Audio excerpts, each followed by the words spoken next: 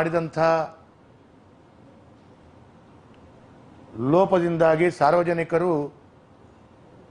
ಬಹಳ ದೊಡ್ಡ ರೀತಿಯಲ್ಲಿ ಕಷ್ಟವನ್ನು ಹೊರೆಯನ್ನು ಅನುಭವಿಸುವಂಥದ್ದನ್ನು ನಾವು ಕಾಣ್ತಾ ಇದ್ದೇವೆ. ಈಗಾಗಲೇ ವಿದ್ಯುತ್ ಸರಬರಾಜು ನಿಗಮಗಳ ನೌಕರರಿಗೆ ಪಿಂಚಣಿ ಮತ್ತು ಗ್ರ್ಯಾಚ್ಯುಟಿಯನ್ನು ನೀಡಬೇಕು ಅಂತ ಹೇಳುವಂಥದ್ದು, ಈ ನೀಡ್ತಾ ಇರುವಂಥದ್ದನ್ನು ಗ್ರಾಹಕರಿಂದಲೇ ಹಣ ವಸೂಲಿ ಮಾಡ್ತಾ ಇರುವಂಥದ್ದನ್ನು ರಾಜ್ಯ ಸರ್ಕಾರ ಒಂದು ರೀತಿಯಲ್ಲಿ ಹಗಲು ದರೋಡೆಗಳನ್ನು ಮಾಡ್ತಾ ಇದೆ. ರಾಜ್ಯ ಸರ್ಕಾರ ಈಗ ದಿವಾಳಿ ಆಗಿರುವಂಥ ಸಂದರ್ಭದಲ್ಲಿ ಎಲ್ಲ ಸಾರ್ವಜನಿಕರಿಂದ ಈ ಒಂದು ಪ್ರತಿ ತಿಂಗಳ ಬಿಲ್ಲಿನಲ್ಲಿ ಪಿಂಚಣಿ ಮತ್ತು ಗ್ರ್ಯಾಚ್ಯುಟಿಯನ್ನು ಕೊಡುವಂಥ ಸಲುವಾಗಿ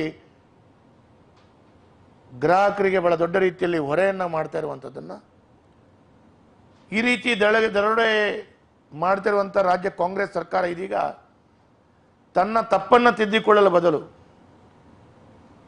ಇದನ್ನು ಮುಚ್ಚಿಕೊಳ್ಳಲು ಆ ನಿರ್ಧಾರ ನಮ್ಮದಲ್ಲ, ಹಿಂದಿನ ಸರ್ಕಾರದ್ದು ಅಂತ ಹೇಳುವಂಥ ರೀತಿಯಲ್ಲಿ ಬಾಲಿಶ ಹೇಳಿಕೆಯನ್ನು ಕೊಡ್ತಾ ಇದೆ. ಇದರಿಂದ ರಾಜ್ಯದ ಕಾಂಗ್ರೆಸ್ ಸರ್ಕಾರ ತನ್ನ ಜವಾಬ್ದಾರಿಯಿಂದ ನುಣುಚಿಕೊಳ್ಳಲಿಕ್ಕೆ ಯತ್ನಿಸಿದ್ರು ಕೂಡ ಇವತ್ತು ಸತ್ಯಾಸತ್ಯತೆಯನ್ನು ಅರಿತುಕೊಂಡು ಜನರ ಮುಂದೆ ಇನ್ನಷ್ಟು ಬೆತ್ತಲಾಗ್ತಾ ಇದ್ದಾರೆ. ಇವತ್ತು ಈ ರೀತಿಯ ನಿರ್ಧಾರಗಳು ಹಿಂದಿನ ಭಾರತೀಯ ಜನತಾ ಪಾರ್ಟಿಯ BJP ಸರ್ಕಾರದ್ದು ಅಂತ ಹೇಳುವಂಥದ್ದು ಹೇಳ್ತಾ ಇದ್ದಾರೆ ಅವರು. BJP ಅವಧಿಯ ಕರೆಂಟು ಬಿಲ್ಲುಗಳಲ್ಲಿ ಪಿಂಚಣಿ ಹಾಗೂ ಗ್ರ್ಯಾಚ್ಯುಟಿ ಹೆಸರಿನಲ್ಲಿ ಒಂದೇ ₹1 ಸಂಗ್ರಹ ಮಾಡಿಲ್ಲ. ಆದರೆ ಈಗಿನ ಕಾಂಗ್ರೆಸ್ ಸರ್ಕಾರ ಜನರಿಂದ ಈ ಮೊತ್ತವನ್ನು ಪ್ರತಿ ತಿಂಗಳ ಬಿಲ್ಲಿನಲ್ಲಿ ತಗೊಳ್ತಾ ಇದೆ, ಲೂಟಿ ಮಾಡ್ತಾ ಇದೆ. ಅದನ್ನು ಪ್ರತಿಯೊಬ್ಬರು ತಮ್ಮ ತಮ್ಮ ಮನೆಯ ಕರೆಂಟ್ ಬಿಲ್ಲುಗಳಲ್ಲಿ ಪರೀಕ್ಷೆ ಮಾಡಿಕೊಂಡು ನೋಡಿದರೆ ಗೊತ್ತಾಗತ್ತೆ. ಅಧಿಕಾರಿಗಳಿಂದ ಹಿಡಿದು ಮಾಧ್ಯಮದ ಮಿತ್ರರಿಂದ ಹಿಡಿದು ಎಲ್ಲ ರಾಜ್ಯದ ಜನತೆ, ಮಂಗಳೂರಿನ ಜನತೆ ತಮಗೆ ಸಂಶಯ ಇದ್ದರೆ ಕಾಂಗ್ರೆಸ್ ನಾಯಕರು ಸತ್ಯ ಹೇಳ್ತಾರೋ ಸುಳ್ಳು ಹೇಳ್ತಾರೋ ಅಂತೇಳುವಂಥದ್ದಕ್ಕೆ ಗ್ಯಾರಂಟಿಯಾಗಿ BJP ಅವಧಿಯ ಮನೆಗಳಿಗೆ ಬಂದಂಥ ಬಿಲ್ಲು ಮತ್ತು ಕಾಂಗ್ರೆಸ್ ಅವಧಿಯ ಸಂದರ್ಭದಲ್ಲಿ ಮನೆಗೆ ಬರ್ತಾ ಇರುವಂಥ ಬಿಲ್ಲನ್ನು ಪರೀಕ್ಷೆ ಮಾಡಿದರೆ ಸತ್ಯಾಸತ್ಯತೆಯ ವಿಚಾರಗಳು ಗೊತ್ತಾಗ್ತದೆ. ನಾನು ಶಾಸಕನಾಗಿ ಹೇಳಿದ್ದೇನು ಅಂತ ಕೇಳಿದರೆ, ರಾಜ್ಯ ಸರ್ಕಾರ ಮೆಸ್ಕಾಂ ಮೂಲಕ ಜನರಿಗೆ ಹೊರೆ ಆಗ್ತಾ ಇದೆ.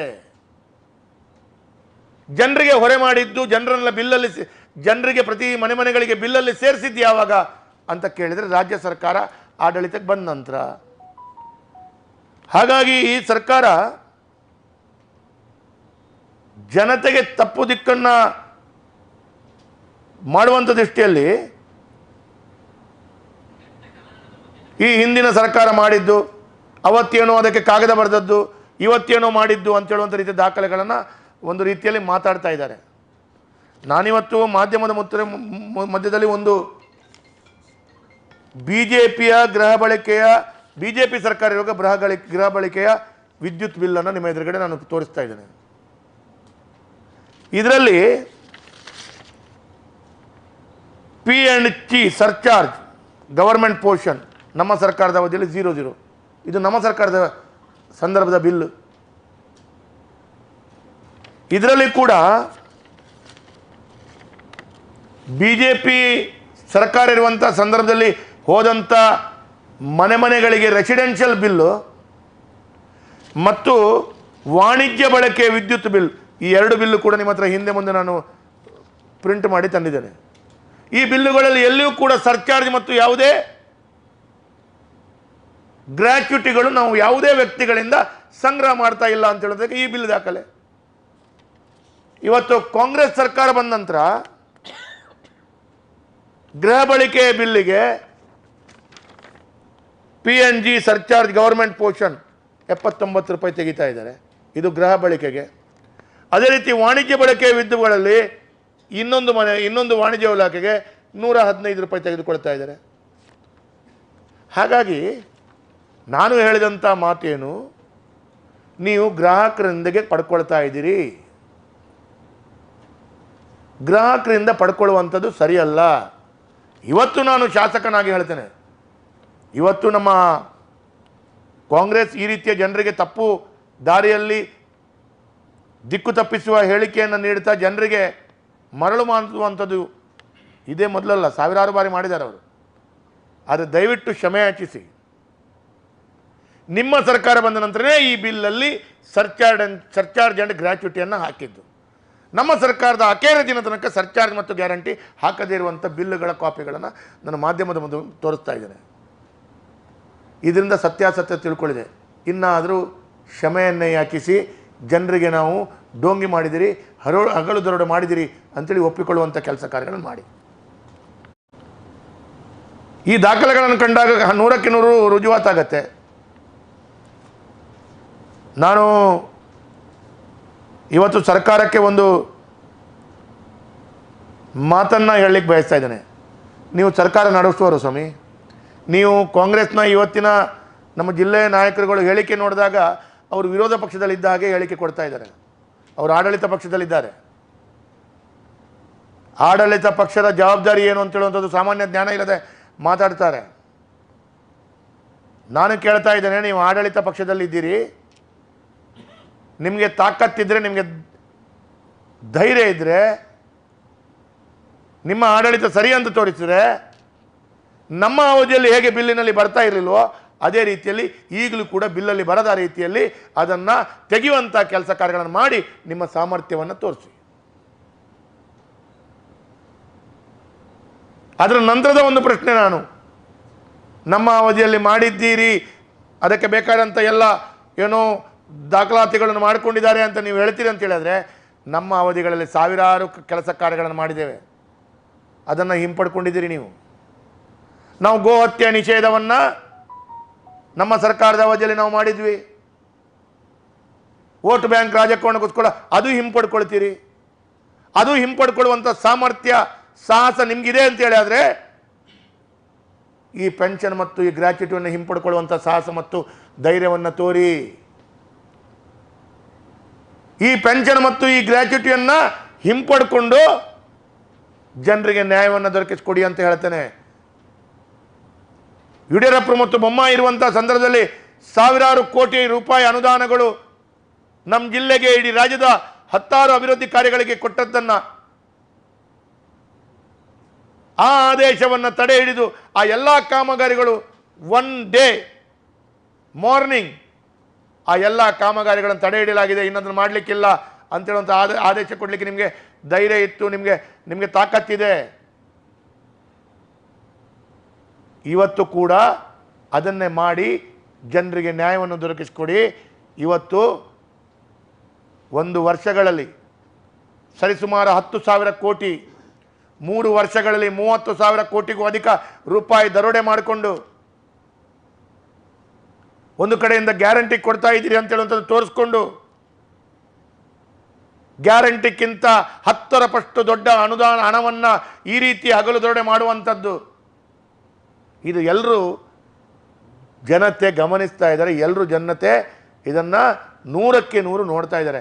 ಹಾಗಾಗಿ ಕಾಂಗ್ರೆಸ್ ನಾಯಕರೇ, ನೀವು ಒಂದು ಸತ್ಯಾಸತ್ಯತೆಯನ್ನು ಹೇಳಿ, ನಮ್ಮ ಸರ್ಕಾರದ ಅವಧಿಯ ಬಿಲ್ಲನ್ನು ತೆಗೆದು ನೋಡಿ, ನಿಮ್ಮ ಮನೆಗೆ ಬಂದಂಥ ಬಿಲ್ಲನ್ನೇ ನೋಡಿ. ಮತ್ತು ನಾಳೆ ಹೇಳುವವರು ನಾವು BJP ಅವರ ಬಿಲ್ ಯಾರೋ ತಂದು ಕೊಟ್ಟಿದ್ದಾರೆ ವೇದವ್ಯಾಸ ಕಾಮತ್ ಅಂತ. BJP ಕಾಂಗ್ರೆಸ್ ಅಲ್ಲ, ಯಾರ ಮನೆ ಬಿಲ್ಲನ್ನು ತೆಗೆದು ನೋಡಿ, ನಮ್ಮ ಅವಧಿದು ನೋಡಿ, ನಿಮ್ಮ ಅವಧಿದು ನೋಡಿ. ಮತ್ತು ನಾನು ಒಂದು ಈ ಸಂದರ್ಭದಲ್ಲಿ ಹೇಳಲಿಕ್ಕೆ ಬಯಸ್ತಾ ಇದ್ದೇನೆ, ನಾವು ಭಾರತೀಯ ಜನತಾ ಪಾರ್ಟಿ, ನಾವು ಕಾರ್ಯಕರ್ತರಿಂದ ಹಿಡಿದು ನಮ್ಮ ನಾಯಕರು ಕೂಡ ನಾವು ಸ್ಪಷ್ಟವಾಗಿದ್ದೇವೆ. ನಾವು ಯಾವುದೇ ನೌಕರರಿಗೆ ಪಿಂಚಣಿ ಮತ್ತು ಗ್ರ್ಯಾಚ್ಯುಟಿಯನ್ನು ಕೊಡುವಂಥ ದೃಷ್ಟಿಯಲ್ಲಿ ನಮ್ಮ ವಿರೋಧವಿಲ್ಲ. ಅವರು ಪ್ರಾಮಾಣಿಕವಾಗಿ ಹಗಲು ರಾತ್ರಿ ಕೆಲಸ ಮಾಡುವಂಥ ಆ ಒಂದು ಮೆಸ್ಕಾಂ ಅಧಿಕಾರಿಗಳು, ಎಲ್ಲೋ ಒಂದು ಕಡೆ ಜೋರಾಗಿ ಮಳೆ ಬಂದಾಗ ರಾತ್ರಿ ಆ ಲೈನ್ಮ್ಯಾನ್ಗಳು, ಆ ಎಲ್ಲ ಇಲಾಖೆಯ ಕೆಲಸ ಕಾರ್ಯಗಳು ಭಾಳ ಒಳ್ಳೆಯ ರೀತಿಯಲ್ಲಿ ಕೆಲಸ ಮಾಡುವಂಥ ಬಂಧುಗಳು ಅದರಲ್ಲಿದ್ದಾರೆ. ಹಾಗಾಗಿ ಅವರಿಗೆ ಸಿಗುವುದನ್ನು ನಾವು ಅದಕ್ಕೆ ತಪ್ಪಿಸಬೇಕು ಅಂತ ಹೇಳುವಂಥ ಭಾವನೆ ನಮಗಿಲ್ಲ. ಅವ್ರಿಗೆ ಕೊಡಿ, ಅವರಿಗೆ ನೀವು ಏನು ಗ್ರ್ಯಾಚ್ಯುಟಿ ಮತ್ತು ಏನು ಪಿಂಚಣಿ ಕೊಡ್ತೀರಿ, ಏನು ಕೊಡಬೇಕು ಅಂತ ನಿರ್ಧಾರ ಮಾಡಿದ್ದೀರಿ, ಅದಕ್ಕೆ ಇನ್ನೂ 10 ಪಟ್ಟು ಜಾಸ್ತಿ ಕೊಡಿ, ನಮ್ಮದು ಸಹಮತ ಇದೆ. ಆದರೆ ಜನರ ಮನೆಯ ಬಿಲ್ಲಿನ ಬೊಕ್ಕಸದಿಂದ ತೆಗಿಬೇಡಿ, ಜನರಿಗೆ ದರೋಡೆ ಮಾಡಿ ತಗೊಳ್ಬೇಡಿ, ನಿಮ್ಮ ರಾಜ್ಯ ಸರ್ಕಾರದ ಬೊಕ್ಕಸದಿಂದ ಕೊಡಿ. ಅವರಿಗೆ ನಿಮ್ಮ ರಾಜ್ಯ ಸರ್ಕಾರದ ಬೊಕ್ಕಸದಿಂದ ಕೊಡಿ. ಆ ಮುಖಾಂತರ ಆ ಕಾರ್ಮಿಕ ವರ್ಗದವರ ಕಣ್ಣೀರು ಒರೆಸುವಂಥ ಕೆಲಸ ಕಾರ್ಯಗಳು ಮಾಡಿ. ಇಲ್ಲದಿದ್ದರೆ ಕಾಂಗ್ರೆಸ್ ಆಡಳಿತದ ಈ ಕಾಂಗ್ರೆಸ್ ಸರ್ಕಾರ, ಕಾಂಗ್ರೆಸ್ನ ನಾಯಕರು 2023 ಏಪ್ರಿಲ್ಗಿಂತ ಮುಂಚಿತವಾಗಿ ಇದ್ದಂಥ ಯಾವುದಾದ್ರೂ ಒಂದು ಬಿಲ್ಲಲ್ಲಿ ಈ ಗ್ರ್ಯಾಚ್ಯುಟಿ ಮತ್ತು ಪೆನ್ಷನನ್ನು ತೋರಿಸಬೇಕು. ಅವರು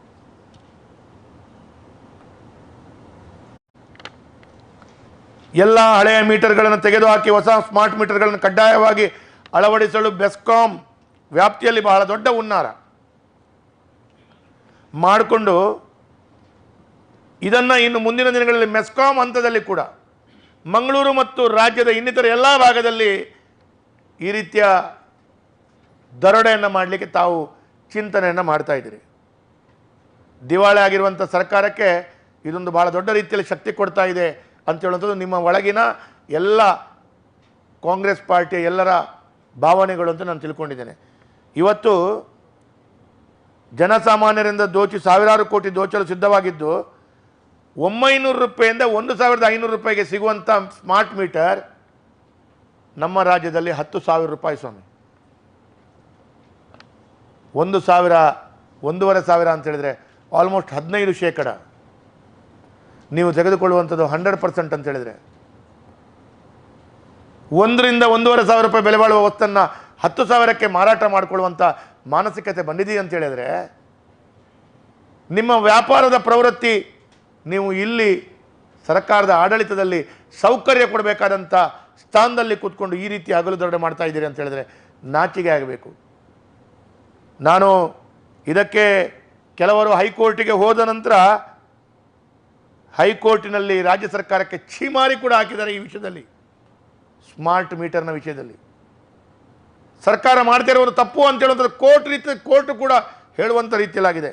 ಹಾಗಾಗಿ ಕರೆಂಟ್ ಫ್ರೀ, ನನಗೂ ಫ್ರೀ, ಮಹದೇವಪ್ಪ ನಿನಗೂ ಫ್ರೀ, ಫ್ರೀ ಫ್ರೀ ಫ್ರೀ ಎಲ್ಲರಿಗೂ ಫ್ರೀ ಅಂತ ಹೇಳುವಂಥದ್ದು ಹೇಳ್ತಾ ನೀವು ಫ್ರೀ ಕೊಡಿ, ನಮ್ದೇನು ಅಭ್ಯಂತರ ಇಲ್ಲ, ಬಡವರಿಗೆ ಫ್ರೀ ಇನ್ನಷ್ಟು ಕೊಡಿ, 200 ಯೂನಿಟ್ ಅಲ್ಲ 800 ಯೂನಿಟ್ ಕೊಡಿ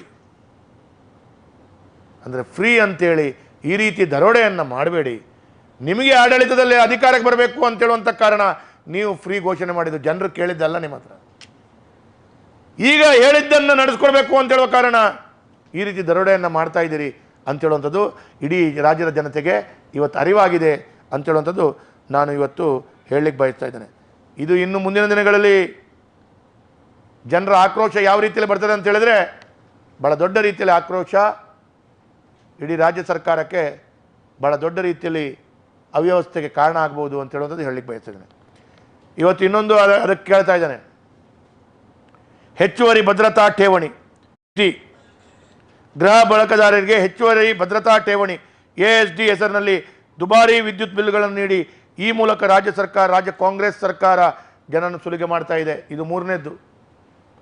ಒಂದು ಮೆಸ್ಕಾಂ ಇಲಾಖೆಯಲ್ಲೇ ಎಷ್ಟು ನಮೂನೆ ಅವ್ಯವಸ್ಥೆ ನೋಡಿ, ಇದು ಮೂರನೇದು.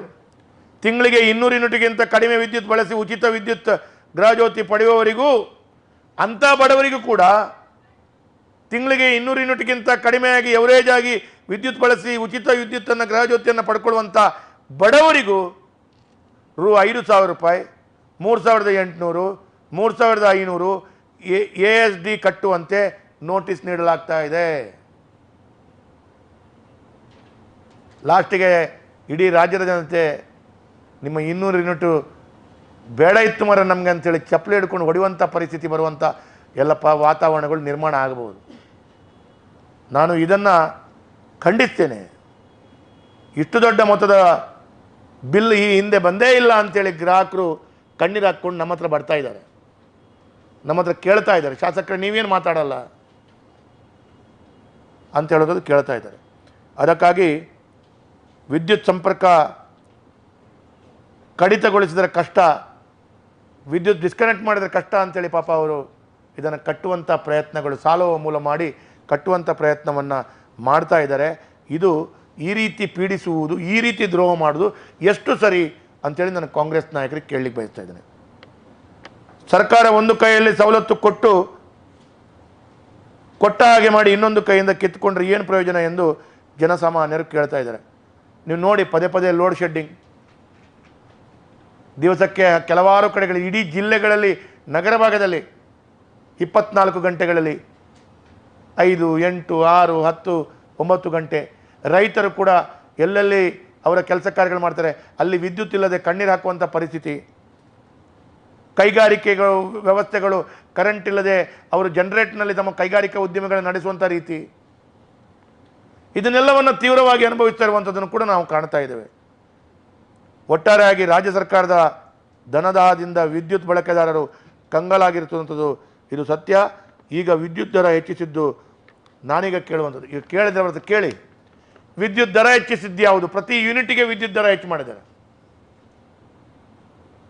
ಯಾರು ಮಾಡಿದ್ದು ಅಂತ ಕೇಳಿದ್ರೆ BJP ಅಂತ ಹೇಳ್ತಾರೆ.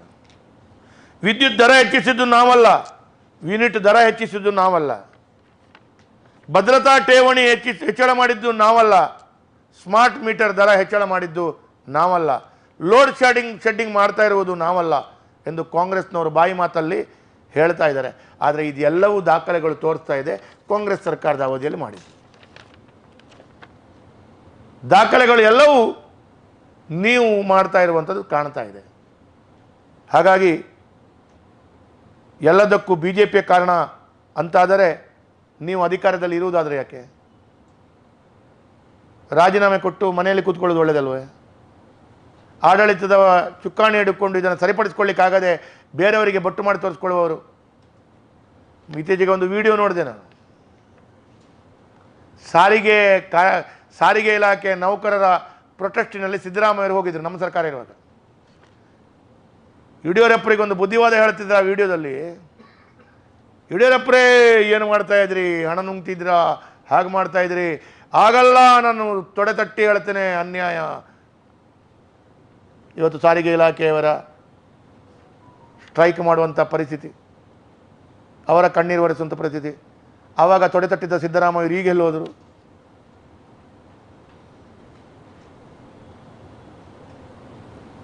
ಹಾಗಾಗಿ ಅವತ್ತು ಯಾವುದೋ ಒಂದು ಸಣ್ಣ ನಿರ್ಧಾರಗಳು ಕೈಗೊಂಡಾಗ BJPಯವರ ವಿಚಾರಗಳೇ ಮಾತಾಡ್ತಿರುವಂಥ ಸಿದ್ದರಾಮಯ್ಯವರು ಇವತ್ತು ಜನಸಾಮಾನ್ಯರಿಗೆ ಈ ರೀತಿಯ ಹೊರೆಯಾಗುವಂಥ ವಿದ್ಯುತ್ ದರ, ಭದ್ರತಾ ಠೇವಣಿ, ಸ್ಮಾರ್ಟ್ ಮೀಟರ್ ದರ ಮತ್ತು ಪಿಂಚಣಿ ಮತ್ತು ಗ್ರ್ಯಾಚ್ಯುಟಿ ಹೆಸರಿನಲ್ಲಿ ಸಾರ್ವಜನಿಕ ದೋಚಿತರಿಸುವುದು ನಿಲ್ಲಿಸಿ ಮತ್ತೊಮ್ಮೆ ಸರ್ಕಾರ ಸರಿಯಾದ ದೃಷ್ಟಿಕೋನದಲ್ಲಿ ಕೆಲಸ ಮಾಡಬೇಕು ಅಂತೇಳುವಂಥದ್ದು, ಜನರಿಗಾಗಿ ಕೆಲಸ ಮಾಡಿ ಜನರ ಕಷ್ಟವನ್ನು ಅರಿತುಕೊಳ್ಳಿ ಅಂತೇಳುವಂಥದ್ದು ಭಾರತೀಯ ಜನತಾ ಪಾರ್ಟಿ ಆಗ್ರಹಿಸ್ತದೆ. ಮತ್ತು ನಾಳೆ ನೀವು ಪುನರಪಿ ಯಾವುದೇ ಕಾಂಗ್ರೆಸ್ನ ನಾಯಕರು ಪ್ರೆಸ್ ಮೀಟ್ ಮಾಡಿದರೂ ಕೂಡ ಈ ಬಿಲ್ಲಿನ ದಾಖಲೆಗಳನ್ನು ತಿರ್ಲಿಕ್ಕಂತೂ ನಿಮ್ಮ ಹತ್ರ ಸಾಧ್ಯ ಇಲ್ಲ. ಹಾಗಾಗಿ ನೀವು ಏನು ಪ್ರೆಸ್ ಮಾಡಿದ್ರು ಕಾಂಗ್ರೆಸ್ನವರು ನೀವು ಫಟಿಂಗರು, ನೀವು ಡೋಂಗಿ, ನೀವು ಕಳ್ಳರು ಅಂತ ಹೇಳೋದು ಸಾಬೀತಾಗತ್ತೆ. ಹಾಗಾಗಿ ಇನ್ನು ಪ್ರೆಸ್ ಮೀಟ್ ಮಾಡಿಕೊಂಡು ಸುಳ್ಳನ್ನು ನಿಮ್ಮ ಡೋಂಗಿಯನ್ನು ಸರಿಪಡಿಸ್ಕೊಳ್ಳೋಕ್ಕೋಸ್ಕರ ಕಾಂಗ್ರೆಸ್ನವರು ಈ ರೀತಿಯ ಸುಳ್ಳನ್ನು ಸರಿಪಡಿಸ್ಕೊಳ್ಳುವಂಥ ವಾತಾವರಣವನ್ನು ಪ್ರೆಸ್ ಮೀಟ್ ಮಾಡಿ ಮರ್ಯಾದೆ ಕಳ್ಕೊಳ್ಬೇಡಿ, ಚೀಮಾರಿ ಹಾಕಿಸ್ಕೊಳ್ಬೇಡಿ ಅಂತ ಹೇಳುವಂಥ ಮಾತನ್ನು ಹೇಳಲಿಕ್ಕೆ ಬಯಸ್ತಾ ಇದ್ದೇನೆ. ಅಂತಂಗ ಇನ್ನೂ ಬಗೆಹರಿದ ಕೆಂಪು ಕಲ್ಲು CRZ ವ್ಯಾಪ್ತಿಯ ಮರಳಿನ ಸಮಸ್ಯೆ. ಭಾರತೀಯ ಜನತಾ ಪಾರ್ಟಿ ರಸ್ತೆಯಲ್ಲಿ ಹೋರಾಟವನ್ನು ಮಾಡಿದ್ದೇವೆ, ಭಾರತೀಯ ಜನತಾ ಪಾರ್ಟಿ ಪ್ರತಿಭಟನೆಯನ್ನು ಮಾಡಿದ್ದೇವೆ. ಪ್ರತಿಭಟನೆ ಮಾಡಿ ಮಾಡಿ ಮಾಡಿ ಕೊನೆಯದಾಗಿ ಏನು ಮಾಡಬೇಕು ಅಂತೇಳಿ ಗೊತ್ತಾಗದೆ ರಾಜ್ಯ ಸರ್ಕಾರದ ಮುಖ್ಯಮಂತ್ರಿಗಳು, ರಾಜ್ಯ ಸರ್ಕಾರದ ಸೆಕ್ರೆಟರಿಗಳು, ರಾಜ್ಯ ಸರ್ಕಾರದ ಮೈನ್ಸ್ ಇಲಾಖೆ ಅಧಿಕಾರಿಗಳ ಹೋಗಿ ಸಮೀರ್ ಶುಕ್ಲನಿಂದ ಹಿಡಿದು ಎಲ್ಲ IAS ಅಧಿಕಾರಿಗಳನ್ನು ಭೇಟಿಯಾಗಿ ಮನವಿ ಮಾಡಿಕೊಂಡು ಅರ್ಧ ಗಂಟೆ ಚರ್ಚೆ ಮಾಡಾಯಿತು. 3 ದಿವಸ ಕಾಯಿರಿ, 2 ದಿವಸ ಕಾಯಿರಿ. ಸ್ಪೀಕರ್ ಅಂತೂ ಬೆಂಗಳೂರಿನಲ್ಲಿ ಹೋಗಿ ಮೀಟಿಂಗ್ ಮಾಡಿದ್ದು, ಜಿಲ್ಲಾ ಉಸ್ತುವಾರಿ ಸಚಿವರು ಮೀಟಿಂಗ್ ಮಾಡಿದ್ದು. ನನಗೆ ಭಾಳ ಆಶ್ಚರ್ಯ, ದುಃಖವೂ ಆಗುತ್ತೆ. ಈ ರೀತಿಯ ಆಡಳಿತವನ್ನು ನಾವು ಯಾವತ್ತೂ ಮಾಡಿಲ್ಲ. ಸ್ಪೀಕರ್ ಮತ್ತು ಉಸ್ತುವಾರಿ ಸಚಿವರು ನಾವು 2-3 ಸಭೆಯನ್ನು ಬೆಂಗಳೂರಿನಲ್ಲಿ ಮಾಡಿದ್ದೇವೆ ಅಂತೇಳಂತ ಮಾತನ್ನು ಹೇಳಿದರು. ಒಂದೇ ಒಂದು ಸಭೆಗೆ ನಮ್ಮ ಸಂಸದರಾಗಲಿ, ನಮ್ಮ ಜಿಲ್ಲೆಯ ಯಾವ ಶಾಸಕರಾಗಲಿ, ನಮ್ಮ ಜಿಲ್ಲೆಯ ಯಾವುದೇ ವಿಧಾನ ಪರಿಷತ್ BJPಯ ಯಾವುದೇ ಸದಸ್ಯರುಗಳು, ವಿಧಾನಸಭೆಯ ಸದಸ್ಯರುಗಳು, ವಿಧಾನ ಪರಿಷತ್ ಸದಸ್ಯರುಗಳು ನಮ್ಮ BJP ಪಾರ್ಟಿಯಿಂದ ಗೆದ್ದ ಸಂಸದರಿಗೆ ಒಂದು ಸಾಮಾನ್ಯವಾಗಿ ಕನಿಷ್ಠವಾಗಿ ಹೇಳಿಲ್ಲ. ನೀವು 2 ಸಭೆಯನ್ನು ಮಾಡಿದ್ರು, 3 ಸಭೆಯನ್ನು ಮಾಡಿದ್ರಿ, ಹೇಳ್ತೀರಿ ನೀವು. ಆಯಿತು, ಸಭೆ ಮಾಡ್ಕೊಳ್ಳಿ, ನಮಗೇನು ತೊಂದರೆ ಇಲ್ಲ. ನಾವು ಬರೋದು ಬೇಡ ಅಂತ ನಿಮ್ಮ ಮನಸ್ಸಿನಲ್ಲಿದ್ದರೆ ನೀವು ಬಗೆಹರಿಸ್ಕೊಳ್ತೊಂದು ಸಾಮರ್ಥ್ಯ ಇದ್ದುಕೊಂಡು ಮಾಡಿ, ಬೇಗ ಬಗೆಹರಿಸಿ, ಕೂಲಿ ಕಾರ್ಮಿಕರ ಕಷ್ಟವನ್ನು ಕಣ್ಣೀರು ಒರೆಸಿ. ಎಲ್ಲೋ ಒಂದು ಕಡೆ ಆರ್ಥಿಕವಾಗಿ ನಮ್ಮ ಜಿಲ್ಲೆಗೆ ಹೊಡೆತ ಬೀಳ್ತಾ ಇರುವಂಥ ಸರಿಪಡಿಸಿ. ಸಿಮೆಂಟ್ ವ್ಯಾಪಾರಿ, ಸ್ಟೀಲ್ ವ್ಯಾಪಾರಿ, ಕೂಲಿ ಕಾರ್ಮಿಕರು, ಮೇಸ್ತ್ರಿ, ಪೇಂಟ್ ವ್ಯಾಪಾರಿಗಳಿಂದ ಹಿಡಿದು ಎಲ್ಲ ಕನ್ಸ್ಟ್ರಕ್ಷನ್ ಸಂಬಂಧಪಟ್ಟಂಥ ಮೆಟೀರಿಯಲ್ನಿಂದ ಹಿಡಿದು ಎಲ್ಲರೂ ಕಣ್ಣೀರು ಹಾಕ್ತಾ ಇದ್ದಾರೆ. ಮೊನ್ನೆ ಒಬ್ಬರು ನನ್ನ ಹತ್ರ ಹೇಳ್ತಾ ಇದ್ರು, ನಂತರ ಬಂದು ಪರಂಗಿಪೇಟೆಯವರ ಒಂದು ಕಾರ್ಯಕ್ರಮದಲ್ಲಿ ಸಿಕ್ಕಿದ್ರು. ಸರ್, ನಾನು ಜೀವಮಾನದಲ್ಲಿ ಕಾಂಗ್ರೆಸ್ನ ಕಾರ್ಯಕರ್ತ ಸರ್, ನಾನು UT ಖಾದರ್ ಗೆಲ್ಲಬೇಕಾದ್ರೆ ಭಾಳ ದೊಡ್ಡ ರೀತಿಯಲ್ಲಿ ಕಷ್ಟಪಟ್ಟಿದ್ದೇನೆ ಸರ್, ಆದರೆ ನನ್ನ ಸಿಮೆಂಟ್ ವ್ಯಾಪಾರ ಇವತ್ತು 10% ಬಂದು ನಿಂತಿದೆ. ಹೇಳಿ ನಮ್ಮ UT ಖಾದರಿಗೆ ಹೇಳಿ, ನೀವು ಅವ್ರಿಗೆ ಕೆಲಸ ಮಾಡಿದ್ರಲ್ಲ ಹೇಳಿ ಅಂತ ಕೇಳಿದೆ. ಹಾಗೆ ಏನು ಮಾಡೋದು ಸರ್, ಅವರು ಅಮೇರಿಕಾದಲ್ಲಿ ಹೋಗಿ ಕೂತಿದ್ದಾರಲ್ಲ ಅಂತ ಹೇಳ್ತಾರೆ. ದೇವರನ್ನೇ ಸತ್ಯ, ಸುಳ್ಳು ಹೇಳಲ್ಲ ನಾನು. ಇಲ್ಲಿ ಜನರು ಇಲ್ಲಿಷ್ಟು ಕಷ್ಟಪಟ್ಟಿದ್ದಾರೆ, ನೀವೇನೋ ಭಾಳ ದೊಡ್ಡ ಸಾಧನೆ ಮಾಡಿ, ಸರಿಯಪ್ಪ ಅಮೇರಿಕಾದಾಗ ಹೋಗಿ ಸಾಧನೆ ಮಾಡಿ, ನಮ್ಮದೇನೋ ಪ್ರಶ್ನೆ ಇಲ್ಲ. ಆದರೆ ಇಲ್ಲಿ ಜನರ ಸಂಕಷ್ಟವನ್ನು ಸರಿಪಡಿಸ್ಕೊಳ್ಬೇಕಾದ ಜವಾಬ್ದಾರಿಯನ್ನು ಹೊತ್ತುಕೊಂಡು ಮುಖ್ಯಮಂತ್ರಿಗಳಿಂದ ಮೇಲಿನ ಸ್ಥಾನದಲ್ಲಿ ಪಡ್ಕೊಂಡಂಥ ನೀವು ಅದನ್ನು ಬಗೆಹರಿಸ್ಕೊಡ್ಬೇಕಿತ್ತು, ಜನರ ಕಣ್ಣೀರು ಒರೆಸಬೇಕಿತ್ತು ಅಂತೇಳುವಂಥದ್ದು ನಾವಿವತ್ತು ಹೇಳ್ತಾ ಇದ್ದೇವೆ. ಹಾಗಾಗಿ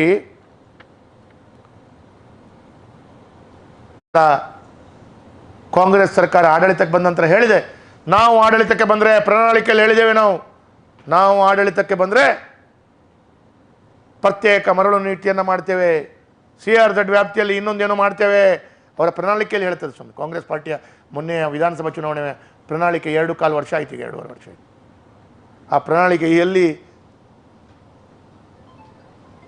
ಪಚ್ಚನಾಡಿಯ ಡಸ್ಟ್ಬಿನ್ನಿಗೆ ಹೋಗಿ ಬಿಸಾಡಿದಾರ ದೇವರೇ ಬಲ್ಲ. ಆ ಪ್ರಣಾಳಿಕೆಯನ್ನು ನಾವು ತೋರಿಸ್ತೇವೆ. ಈಗ ಹೇಳಿದ್ದೀರಿ ನೀವು 2 ವರ್ಷದಿಂದ, ಸರಿಯಪ್ಪ 2.25 ವರ್ಷದಿಂದ ನೀವು CRZ ವಲಯದ ಮರಳುನ ಕೆಲಸ ಕಾರ್ಯಗಳು ಸರಿಯಾಗಬೇಕು ಅಂತ ಹೇಳೋ ಕಾರಣ ಯಾವುದಾದ್ರೂ ಒಂದು ಸಭೆ ಮೈನ್ಸ್ ಇಲಾಖೆ ಮಂತ್ರಿಯಿಂದ ಹಿಡಿದು ಮೈನ್ಸ್ ಇಲಾಖೆ ಅಧಿಕಾರಿಗಳಿಂದ ಹಿಡಿದು ಯಾರು ಒಂದು ಸಭೆ ಮಾಡಿದ್ದು ನನಗೆ ಗೊತ್ತಿಲ್ಲ. ಶಾಸಕರಾಗಿ ನನಗೆ ಆಗಲಿ, ಭರತ್ ಶೆಟ್ಟಿಗಾಗಲಿ, ಉಮಾನಾಥ್ ಕೋಟ್ಯಾನ್ರಿಗಾಗಲಿ ಯಾವುದೇ ಒಂದು ಮೀಟಿಂಗಿಗೆ ಆಹ್ವಾನ ಬಂದಿಲ್ಲ. ಅಂದರೆ ನೀವು ಮೀಟಿಂಗೇ ಮಾಡಿಲ್ಲ. ಕೇಳಿದರೆ ಹೇಳ್ತಾರೆ ನೀವೆಲ್ಲ ಕೇಂದ್ರ ಸರ್ಕಾರಕ್ಕೆ ಹೋಗಿ ಕೇಳಿ ಅಂತ ಕೇಳ್ತಾರೆ. ಅದು CRZ ನಲ್ಲಿಯ ನೀತಿ. ಇನ್ನೊಂದು ಏನೇನೋ ಮಾತಾಡ್ತೀರಿ, ಜನರನ್ನು ಮರಳು ಮಾಡ್ತೀರಿ. 75 ವರ್ಷ ಮರಳು ಮಾಡಿದ್ದೀರಿ ಇದೇ ರೀತಿ, ಇನ್ನೂ ಕೂಡ ಮರಳು ಮಾಡ್ತಾ ಇದ್ದಾರೆ. ಜನರಿಗೆ ಅರ್ಥ ಆಗಬೇಕು. ಹಾಗಾಗಿ ಈ ರೀತಿಯ ಕಟ್ಟಡ ಕಾರ್ಮಿಕರಿಂದ ಹಿಡಿದು ಇವತ್ತು ಕೊನೆ ಪಕ್ಷ ಕೆಲಸ ಇಲ್ಲದೆ ಹೊಟ್ಟೆ ಮೇಲೆ ತಣ್ಣೀರು ಬಟ್ಟೆ ಹಾಕಿಕೊಳ್ಳುವಂಥ ಪರಿಸ್ಥಿತಿ ಕಾರ್ಮಿಕರದಾಗಿದೆ. ನಾವು ಈ ಭಾರತೀಯ ಜನತಾ ಪಾರ್ಟಿ ಇನ್ನು ಮುಂದೆ ಈ ಕೆಂಪು ಕಲ್ಲು ಮತ್ತು CRZ ಸಮಸ್ಯೆಗಳಿಗಾಗಿ, CRZ ಮರಳಿನ ಸಮಸ್ಯೆಗಾಗಿ ಭಾರತೀಯ ಜನತಾ ಪಾರ್ಟಿ ನಾವು ಜನರಿಗೋಸ್ಕರ, ಇದು ಜನರಿಗೋಸ್ಕರ ಈ ಆದಂಥ ಲೋಪದೋಷದಿಂದಾಗಿ ಜನರಿಗಾಗುತ್ತಿರೋ ಸಮಸ್ಯೆಗೆ ನಾವು ಭಾರತೀಯ ಜನತಾ ಪಾರ್ಟಿ ಇನ್ನಷ್ಟು ದೊಡ್ಡ ರೀತಿಯಲ್ಲಿ ಹೋರಾಟವನ್ನು ಪ್ರಾರಂಭ ಮಾಡ್ತೇವೆ. ಈಗಾಗಲೇ ನಾವು ಮೆಸ್ಕಾಂನ ಈ ಅವ್ಯವಸ್ಥೆ ಬಗ್ಗೆ ಈಗಾಗಲೇ ನಾವು ಮರಳಿಯ ಉಪವಿಭಾಗದ ಎದುರುಗಡೆ ಪ್ರತಿಭಟನೆಯನ್ನು ಮಾಡಲಾಗಿದೆ. ಮರಳಿಯ ಉಪವಿಭಾಗದ ಎದುರುಗಡೆ ಪ್ರತಿಭಟನೆ ಮಾಡಿದ್ವಿ. ಇನ್ನು ಮುಂದೆ ಮಂಗಳೂರು ನಗರ ದಕ್ಷಿಣದಲ್ಲಿರುವ ಮಣ್ಣಗುಡ್ಡೆ ಉಪವಿಭಾಗದಲ್ಲಿ ಇನ್ನು ಕೆಲವೇ ದಿವಸಗಳಲ್ಲಿ ಪ್ರತಿಭಟನೆ ಮಾಡ್ತೇವೆ. ತದನಂತರ ಹತ್ತಾವರದ ಉಪವಿಭಾಗದ ಎದುರುಗಡೆ ಪ್ರತಿಭಟನೆ ಮಾಡ್ತೇವೆ. ತದನಂತರ ಮೆಸ್ಕಾಂ MD ಕಚೇರಿ ಎದುರುಗಡೆ ಪ್ರತಿಭಟನೆ ಮಾಡ್ತೇವೆ.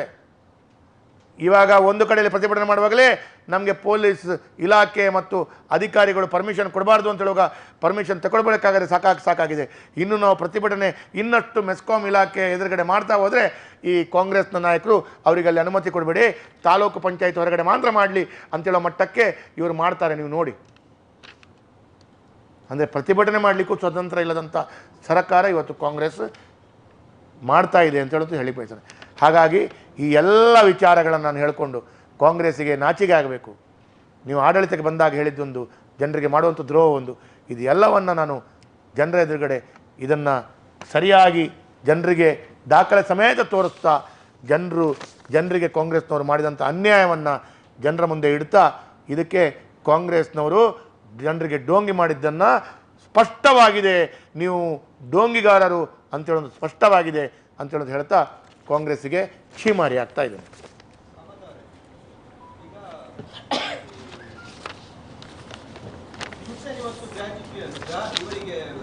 2020 ನಂತರ 20 ಸಂದರ್ಭದಲ್ಲಿ ಯಾವ ಸರ್ಕಾರ ಇತ್ತು, 2020 ನಂತರ ಪಿಂಚಣಿ ಕೊಡಬೇಕಾದದ್ದು ಸರ್ಕಾರದ ಜವಾಬ್ದಾರಿ. ಸರ್ಕಾರದ, ನಾನು ಹೇಳ್ತಾ ಇದ್ದೇನೆ, ಸರ್ಕಾರ ಪಿಂಚಣಿಯನ್ನು ಕೊಡಬೇಕಾದದ್ದು ಸರ್ಕಾರದ ಜವಾಬ್ದಾರಿ. ಇದರಲ್ಲಿ ಎರಡನೇ ಮಾತಿಲ್ಲ. ನೀವು ಪಿಂಚಣಿಯನ್ನು ಕೊಡಬೇಕು ಅಂತೇಳಿ ಜನರಿಗೆ ಯಾಕೆ ಹೊರೆ ಆಗ್ತೀರಿ ಅಂತ ಹೇಳೋದು ಪ್ರಶ್ನೆ ನಂದು. ಪಿಂಚಣಿಯನ್ನು ಯಾವ ಸರ್ಕಾರ ಈ ಸಂದರ್ಭದಲ್ಲಿ ನಾವು ನಮ್ಮ ಆಡಳಿತ ಇದ್ದರೆ ನಾವು ಹೇಗೆ ಆಡಳಿತ ಮಾಡಬೇಕು ಅಂತ ನಾವು ತೋರಿಸ್ಕೊಡ್ತಿದ್ದೆವು.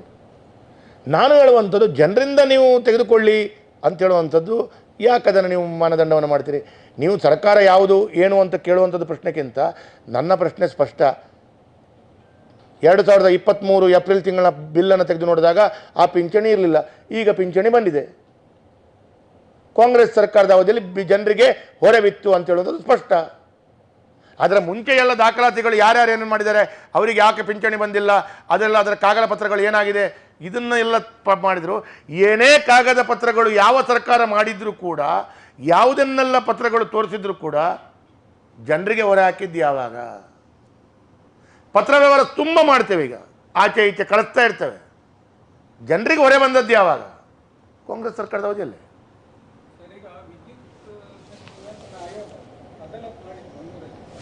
ಆವಾಗ ಇದೇ ವಿಷಯ ಪ್ರಸ್ತಾಪ ಆಗಿತ್ತು. ಪಿಂಚಣಿ ಗ್ರಾಹಕರ ಬಿಲ್ಲಿಂದ ಯಾಕೆ ತಗೊಳ್ಳೋದು? ಆಗ ಈ KRC ಅಧ್ಯಕ್ಷರು ಮಾತು ಹೇಳಿದರು. ಯಾಕಂದರೆ ಹಿಂದೆ ನಾವೇ ಬೇಡ ಅಂತ ಹೇಳಿದ್ವಿ. ನಾಳೆ ನಾನೊಂದು ಹೇಳ್ತೇನೆ, ನನಗೆ ನನ್ನದೊಂದು ಇದ್ದಿದ್ದೆ ಮಾರ, ನನ್ನನ್ನು ಜೈಲಿಗೆ ಹಾಕಿ ಅಂತ. ನಿಮ್ಮನ್ನೆಲ್ಲ ಹೋಗಿ ಜೈಲಿಗೆ ಹಾಕಿದ್ರೆ ಏನು ಮಾಡೋದು? ಯಾರೋ ಒಬ್ಬರು ಗ್ರಾಹಕರು ಹೇಳಿ, ನಾನು ಹೇಳೋದು ಒಬ್ಬ ಗ್ರಾಹಕರು ಹೇಳಿ, ನಾನು ಅದು ಹೇಳಿದೆಲ್ಲ, ಒಬ್ಬರು ಗ್ರಾಹಕರು ಹೋದರು. ನಾನು ಹೇಳೋದು ಯಾರು ಗ್ರಾಹಕರು ಹೋದರು. ನಾಳೆ ಪ್ರತಿಯೊಂದು ವಿಚಾರಗಳು ಕೊನೆಯದಾಗಿ ಹೊರೆ ಆಗುವುದು ಬಡವನಿಂದ ಹಿಡಿದು ಶ್ರೀಮಂತನ ತನಕ. ಆಲ್ಮೋಸ್ಟ್ 10% ಅಂತ ಹೇಳಿದೆ. ಒಂದು 5 ಲಕ್ಷದಿಂದ 10 ಲಕ್ಷ ಬಿಲ್ ಬರುವಂಥ ಇಂಡಸ್ಟ್ರಿಗಳಿಗೆ ಆಲ್ಮೋಸ್ಟ್ 50,000ದಿಂದ 1 ಲಕ್ಷ ಬರ್ತಾ ಇದೆ ಇದು.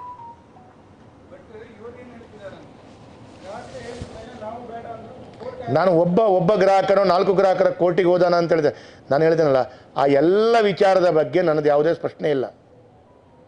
ನಾನು ಯಾವ ರೀತಿಯಲ್ಲಿಯೂ ಮಾತಾಡಲ್ಲ, ಅದರ ಬಗ್ಗೆ ಚರ್ಚೆ ಇಲ್ಲ ನನ್ನದು. ಕೋರ್ಟ್ ಆದೇಶಗಳು ಏನು, ಇನ್ನೊಂದು ಏನು, ಈ ಹಿಂದೆ ಯಾರಿಗೆ ಪತ್ರ ಬರೆದಿದ್ದಾರೆ, ಅದರ ಯಾವುದೇ ಬಗ್ಗೆ ಪರಿಚಯ ಇಲ್ಲ. ನಾನು ಹೇಳುವಂಥದ್ದು, ಈ ಬಿಲ್ ಬಂದದ್ದು ಕಾಂಗ್ರೆಸ್ ಆಡಳಿತದಲ್ಲಿ ಜನರಿಂದ ತೆಗೆದುಕೊಳ್ಳುವಂಥದ್ದು. ಇದು ನನ್ನದು ವಿರೋಧ ಇದೆ. ಇದನ್ನು ಜನರಿಗೆ ಹೊರೆ ಆಗ್ತಾ ಇದೆ. ಇಷ್ಟೇ ನನ್ನ ಪ್ರಶ್ನೆ. ಮತ್ತು ನೀವು ಸರ್ಕಾರದ ಆಡಳಿತದಲ್ಲಿ, ನಾನು ಹೇಳಿದೆಲ್ಲ, ಸರಿ ಆಯಿತು. ಹಾಗಾದರೆ ನಮ್ಮ ಸರ್ಕಾರದ ಸಂದರ್ಭದಲ್ಲಿ ತುಂಬ ಪತ್ರ ವ್ಯವಹಾರ ಮಾಡಿದೆ, ಅದಕ್ಕೆ ಕಾರಣೀಕರ್ತ, ಅದಕ್ಕೆ ಪುಷ್ಟಿ ಅದು ಮುಂಚಿನ ಪತ್ರ ವ್ಯವಹಾರಗಳಿಂದ ಆಗಿದೆ ಅಂತ ಹೇಳಿದ್ರೆ, ನಮ್ಮ ಸರ್ಕಾರ ಇರುವಾಗ ತೆಗೆದುಕೊಂಡಂಥ ನಿರ್ಣಯಗಳು ನೀವು ಹಿಂಪಡ್ಕೊಂಡಿದ್ದೀರಲ್ಲ. ನಾವು ಗೋ ಹತ್ಯೆ ಕಾನೂನನ್ನು ಮಾಡಿದ್ದೇವೆ, ನೀವು ಹಿಂಪಡ್ಕೊಂಡಿದ್ದೀರಿ. ಹಾಗೆ ಇದನ್ನು ಹಿಂಪಡ್ಕೊಳ್ಳಿಲ್ಲ, ತಾಕತ್ತು ಮಾಡಿಕೊಂಡು ಜನರಿಗೆ ಹೊರೆ ಹಾಕಬೇಡಿ ಅಂತ ಹೇಳೋದ ಪ್ರಶ್ನೆಯಲ್ಲಿ ನನ್ನ ಮಾತು. ನಾನು ಜನರ ಪರವಾಗಿ, ಜನರ ಆಯ್ಕೆ ಮಾಡಿಕೊಂಡಂಥ ಒಂದು ಶಾಸಕ, ಜನರಿಗೆ ಹೊರೆ ಆಗಬಾರ್ದು ಅಂತೇಳಿ ನನ್ನ ಸ್ಪಷ್ಟವಾದಂಥ ಇದು. ಮತ್ತು ಕಾರಣಗಳನ್ನು ಇವತ್ತು ನಮ್ಮ ಅವಧಿಯಲ್ಲಿ ಆಗಿದೆ ಅಂತೇಳಿ ಯಾರೋ ಒಬ್ಬರು ಬೆರಳು ತೋರಿಸಿದ ಕಾರಣ ಅದು ಹಿಂದಿನ ಅವಧಿಯಲ್ಲಿ ಆಗಿತ್ತು, ಸಹಜವಾಗಿ ಓಡಿ ಹೋಗುವಂಥ ಪ್ರಯತ್ನಗಳನ್ನು ಮಾಡ್ತಾರೆ.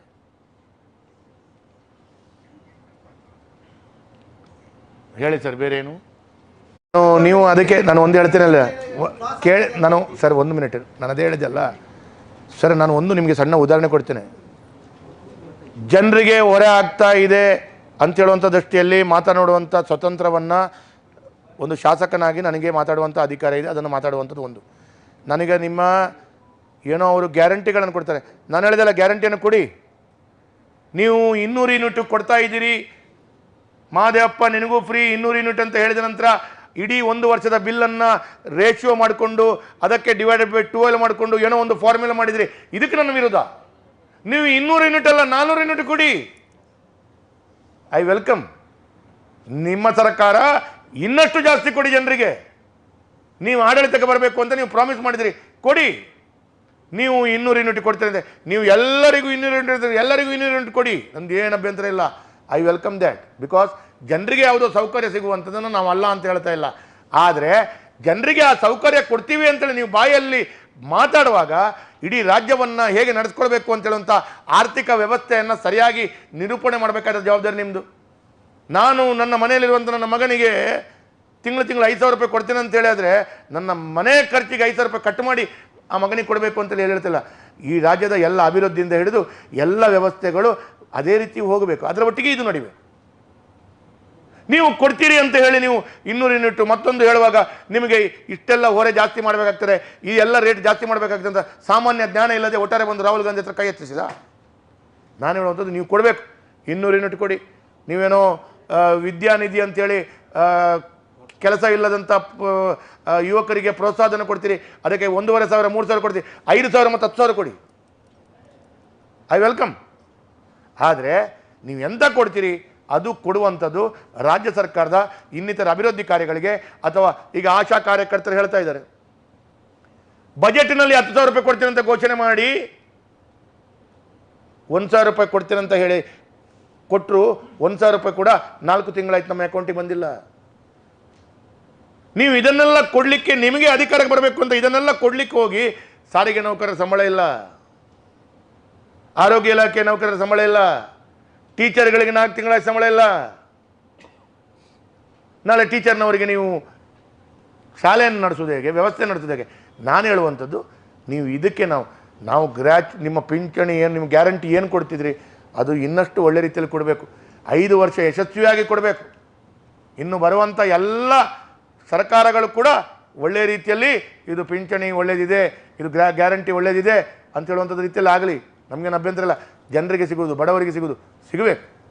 ಆದರೆ ಜನರಿಗೆ ಇನ್ನಿತರ ವ್ಯವಸ್ಥೆಗಳಲ್ಲಿ ರಾಜ್ಯ ಸಫರ್ ಆಗಬಾರ್ದು, ಇನ್ನಿತರ ಆರ್ಥಿಕ ವ್ಯವಸ್ಥೆಗಳಲ್ಲಿ ರಾಜ್ಯ ತೊಂದರೆಗಾಗಬಾರ್ದು ಅಂತೇಳೋದು ನಮ್ಮ ಈ ಮಾತನ್ನು ಮಾತ್ರ ನಾವು ಹೇಳ್ತಾ ಇರೋದು. ಅದಕ್ಕಾಗಿ ನಾವೇನೋ ಗ್ಯಾರಂಟಿ ಬಗ್ಗೆ ಮಾತಾಡಿದ ನಾವು ಗ್ಯಾರಂಟಿ ವಿರುದ್ಧ ಅಲ್ಲ. ತಪ್ಪನ್ನು ಹೇಳಿದ ಕೂಡಲೇ ನೀವು ಗ್ಯಾರಂಟಿಯನ್ನು ಮಾತಾಡ್ತೀರಾ ಅಂತ ಕೇಳ್ತೀರಾ. ಅವರು ಮಾಡಿದಂಥ ತಪ್ಪನ್ನು ಹೇಳೋದು, ನೀವು ಗ್ಯಾರಂಟಿ ಕೊಡಬೇಕು ಮಾತಷ್ಟೇ. ಇನ್ನೊಂದು, ಇತ್ತೀಚಿನ ದಿನಗಳಲ್ಲಿ ಕಾಂಗ್ರೆಸ್ ಸರ್ಕಾರದ ಆಡಳಿತದ ವ್ಯವಸ್ಥೆಯಲ್ಲಿ ಮಾಡಿದಂಥ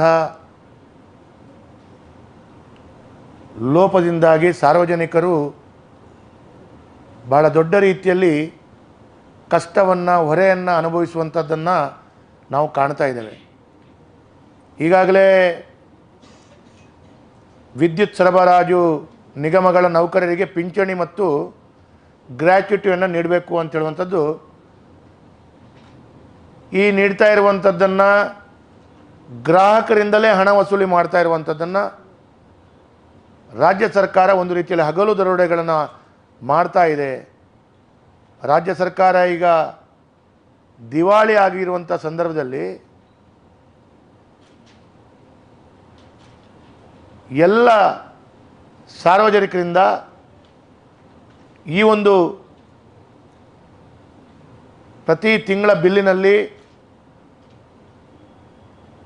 ಪಿಂಚಣಿ ಮತ್ತು ಗ್ರ್ಯಾಚ್ಯುಟಿಯನ್ನು ಕೊಡುವಂಥ ಸಲುವಾಗಿ ಗ್ರಾಹಕರಿಗೆ ಬಹಳ ದೊಡ್ಡ ರೀತಿಯಲ್ಲಿ ಹೊರೆಯನ್ನು ಮಾಡ್ತಾ ಇರುವಂಥದ್ದನ್ನು, ಈ ರೀತಿ ದರೋಡೆ ಮಾಡ್ತಿರುವಂಥ ರಾಜ್ಯ ಕಾಂಗ್ರೆಸ್ ಸರ್ಕಾರ ಇದೀಗ ತನ್ನ ತಪ್ಪನ್ನು ತಿದ್ದಿಕೊಳ್ಳಲು ಬದಲು ಇದನ್ನು ಮುಚ್ಚಿಕೊಳ್ಳಲು ಆ ನಿರ್ಧಾರ ನಮ್ಮದಲ್ಲ, ಹಿಂದಿನ ಸರ್ಕಾರದ್ದು ಅಂತ ಹೇಳುವಂಥ ರೀತಿಯಲ್ಲಿ ಬಾಲಿಶ ಹೇಳಿಕೆಯನ್ನು ಕೊಡ್ತಾ ಇದೆ. ಇದರಿಂದ ರಾಜ್ಯದ ಕಾಂಗ್ರೆಸ್ ಸರ್ಕಾರ ತನ್ನ ಜವಾಬ್ದಾರಿಯಿಂದ ನುಣುಚಿಕೊಳ್ಳಲಿಕ್ಕೆ ಯತ್ನಿಸಿದರೂ ಕೂಡ ಇವತ್ತು ಸತ್ಯಾಸತ್ಯತೆಯನ್ನು ಅರಿತುಕೊಂಡು ಜನರ ಮುಂದೆ ಇನ್ನಷ್ಟು ಬೆತ್ತಲಾಗ್ತಾ ಇದ್ದಾರೆ. ಇವತ್ತು ಈ ರೀತಿಯ ನಿರ್ಧಾರಗಳು ಹಿಂದಿನ ಭಾರತೀಯ ಜನತಾ ಪಾರ್ಟಿಯ BJP ಸರ್ಕಾರದ್ದು ಅಂತ ಹೇಳುವಂಥದ್ದು ಹೇಳ್ತಾ ಇದ್ದಾರೆ ಅವರು. BJP ಅವಧಿಯ ಕರೆಂಟು ಬಿಲ್ಲುಗಳಲ್ಲಿ ಪಿಂಚಣಿ ಹಾಗೂ ಗ್ರ್ಯಾಚ್ಯುಟಿ ಹೆಸರಿನಲ್ಲಿ ಒಂದೇ ₹1 ಸಂಗ್ರಹ ಮಾಡಿಲ್ಲ. ಆದರೆ ಈಗಿನ ಕಾಂಗ್ರೆಸ್ ಸರ್ಕಾರ ಜನರಿಂದ ಈ ಮೊತ್ತವನ್ನು ಪ್ರತಿ ತಿಂಗಳ ಬಿಲ್ಲಿನಲ್ಲಿ ತಗೊಳ್ತಾ ಇದೆ, ಲೂಟಿ ಮಾಡ್ತಾ ಇದೆ. ಅದನ್ನು ಪ್ರತಿಯೊಬ್ಬರು ತಮ್ಮ ತಮ್ಮ ಮನೆಯ ಕರೆಂಟ್ ಬಿಲ್ಲುಗಳಲ್ಲಿ ಪರೀಕ್ಷೆ ಮಾಡಿಕೊಂಡು ನೋಡಿದರೆ ಗೊತ್ತಾಗತ್ತೆ.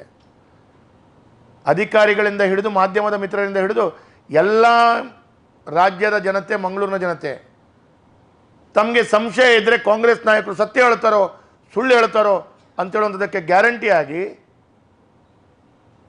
BJP ಅವಧಿಯ ಮನೆಗಳಿಗೆ ಬಂದಂಥ ಬಿಲ್ಲು ಮತ್ತು ಕಾಂಗ್ರೆಸ್ ಅವಧಿಯ ಸಂದರ್ಭದಲ್ಲಿ ಮನೆಗೆ ಬರ್ತಾ ಇರುವಂಥ ಬಿಲ್ಲನ್ನು ಪರೀಕ್ಷೆ ಮಾಡಿದರೆ ಸತ್ಯಾಸತ್ಯತೆಯ ವಿಚಾರಗಳು ಗೊತ್ತಾಗ್ತದೆ. ನಾನು ಶಾಸಕನಾಗಿ ಹೇಳಿದ್ದೇನು ಅಂತ ಕೇಳಿದರೆ, ರಾಜ್ಯ ಸರ್ಕಾರ ಮೆಸ್ಕಾಂ ಮೂಲಕ ಜನರಿಗೆ ಹೊರೆ ಆಗ್ತಾ ಇದೆ. ಜನರಿಗೆ ಹೊರೆ ಮಾಡಿದ್ದು ಜನರನ್ನ ಬಿಲ್ಲಲ್ಲಿ ಜನರಿಗೆ ಪ್ರತಿ ಮನೆಗಳಿಗೆ ಬಿಲ್ಲಲ್ಲಿ ಸೇರಿಸಿದ್ದು ಯಾವಾಗ ಅಂತ ಕೇಳಿದರೆ ರಾಜ್ಯ ಸರ್ಕಾರ ಆಡಳಿತಕ್ಕೆ ಬಂದ ನಂತರ. ಹಾಗಾಗಿ ಈ ಸರ್ಕಾರ ಜನತೆಗೆ ತಪ್ಪು ದಿಕ್ಕನ್ನು ಮಾಡುವಂಥ ದೃಷ್ಟಿಯಲ್ಲಿ ಈ ಹಿಂದಿನ ಸರ್ಕಾರ ಮಾಡಿದ್ದು, ಅವತ್ತೇನೋ ಅದಕ್ಕೆ ಕಾಗದ ಬರೆದದ್ದು, ಇವತ್ತೇನೋ ಮಾಡಿದ್ದು ಅಂತ ಹೇಳುವಂಥ ರೀತಿಯ ದಾಖಲೆಗಳನ್ನು ಒಂದು ರೀತಿಯಲ್ಲಿ ಮಾತಾಡ್ತಾ ಇದ್ದಾರೆ. ನಾನಿವತ್ತು ಮಾಧ್ಯಮದ ಮಧ್ಯದಲ್ಲಿ ಒಂದು ಬಿಜೆಪಿ ಸರ್ಕಾರ ಇರುವಾಗ ಗೃಹ ಬಳಕೆಯ ವಿದ್ಯುತ್ ಬಿಲ್ಲನ್ನು ನಿಮ್ಮ ಎದುರುಗಡೆ ನಾನು ತೋರಿಸ್ತಾ ಇದ್ದೇನೆ. ಇದರಲ್ಲಿ P&C ಸರ್ಚಾರ್ಜ್ ಗವರ್ಮೆಂಟ್ ಪೋರ್ಷನ್ ನಮ್ಮ ಸರ್ಕಾರದ ಅವಧಿಯಲ್ಲಿ 00. ಇದು ನಮ್ಮ ಸರ್ಕಾರದ ಸಂದರ್ಭದ ಬಿಲ್ಲು. ಇದರಲ್ಲಿ ಕೂಡ ಬಿಜೆಪಿ ಸರ್ಕಾರ ಇರುವಂಥ ಸಂದರ್ಭದಲ್ಲಿ ಹೋದಂಥ ಮನೆಗಳಿಗೆ ರೆಸಿಡೆನ್ಷಿಯಲ್ ಬಿಲ್ಲು ಮತ್ತು ವಾಣಿಜ್ಯ ಬಳಕೆ ವಿದ್ಯುತ್ ಬಿಲ್, ಈ 2 ಬಿಲ್ಲು ಕೂಡ ನಿಮ್ಮ ಹತ್ರ ಹಿಂದೆ ಮುಂದೆ ನಾನು ಪ್ರಿಂಟ್ ಮಾಡಿ ತಂದಿದ್ದೇನೆ. ಈ ಬಿಲ್ಲುಗಳಲ್ಲಿ ಎಲ್ಲಿಯೂ ಕೂಡ ಸರ್ಚಾರ್ಜ್ ಮತ್ತು ಯಾವುದೇ ಗ್ರ್ಯಾಚ್ಯುಟಿಗಳು ನಾವು ಯಾವುದೇ ವ್ಯಕ್ತಿಗಳಿಂದ ಸಂಗ್ರಹ ಮಾಡ್ತಾ ಇಲ್ಲ ಅಂತ ಹೇಳೋದಕ್ಕೆ ಈ ಬಿಲ್ ದಾಖಲೆ. ಇವತ್ತು ಕಾಂಗ್ರೆಸ್ ಸರ್ಕಾರ ಬಂದ ನಂತರ ಗೃಹ ಬಳಕೆಯ ಬಿಲ್ಲಿಗೆ P&G ಸರ್ಚಾರ್ಜ್ ಗವರ್ಮೆಂಟ್ ಪೋರ್ಷನ್ 79 ರೂಪಾಯಿ ತೆಗಿತಾ ಇದ್ದಾರೆ. ಇದು ಗೃಹ ಬಳಕೆಗೆ. ಅದೇ ರೀತಿ ವಾಣಿಜ್ಯ ಬಳಕೆಯ ವಿದ್ಯುತ್ಗಳಲ್ಲಿ ಇನ್ನೊಂದು ವಾಣಿಜ್ಯ ಇಲಾಖೆಗೆ 115 ರೂಪಾಯಿ ತೆಗೆದುಕೊಳ್ತಾ ಇದ್ದಾರೆ. ಹಾಗಾಗಿ ನಾನು ಹೇಳಿದಂಥ ಮಾತೇನು, ನೀವು ಗ್ರಾಹಕರೊಂದಿಗೆ ಪಡ್ಕೊಳ್ತಾ ಇದ್ದೀರಿ, ಗ್ರಾಹಕರಿಂದ ಪಡ್ಕೊಳ್ಳುವಂಥದ್ದು ಸರಿಯಲ್ಲ. ಇವತ್ತು ನಾನು ಶಾಸಕನಾಗಿ ಹೇಳ್ತೇನೆ, ಇವತ್ತು ನಮ್ಮ ಕಾಂಗ್ರೆಸ್ ಈ ರೀತಿಯ ಜನರಿಗೆ ತಪ್ಪು ದಾರಿಯಲ್ಲಿ ದಿಕ್ಕು ತಪ್ಪಿಸುವ ಹೇಳಿಕೆಯನ್ನು ನೀಡುತ್ತಾ ಜನರಿಗೆ ಮರಳು ಮಾಡುವಂಥದ್ದು ಇದೇ ಮೊದಲಲ್ಲ, ಸಾವಿರಾರು ಬಾರಿ ಮಾಡಿದ್ದಾರೆ ಅವರು. ಆದರೆ ದಯವಿಟ್ಟು ಕ್ಷಮೆ ಯಾಚಿಸಿ. ನಿಮ್ಮ ಸರ್ಕಾರ ಬಂದ ನಂತರನೇ ಈ ಬಿಲ್ಲಲ್ಲಿ ಸರ್ಚಾರ್ಜ್ ಆ್ಯಂಡ್ ಗ್ರ್ಯಾಚ್ಯುಟಿಯನ್ನು ಹಾಕಿದ್ದು. ನಮ್ಮ ಸರ್ಕಾರದ ಅಖೇರ ದಿನ ತನಕ ಸರ್ಚಾರ್ಜ್ ಮತ್ತು ಗ್ಯಾರಂಟಿ ಹಾಕದೇ ಇರುವಂಥ ಬಿಲ್ಲುಗಳ ಕಾಪಿಗಳನ್ನು ನಾನು ಮಾಧ್ಯಮದ ಮುಂದೆ ತೋರಿಸ್ತಾ ಇದ್ದೇನೆ.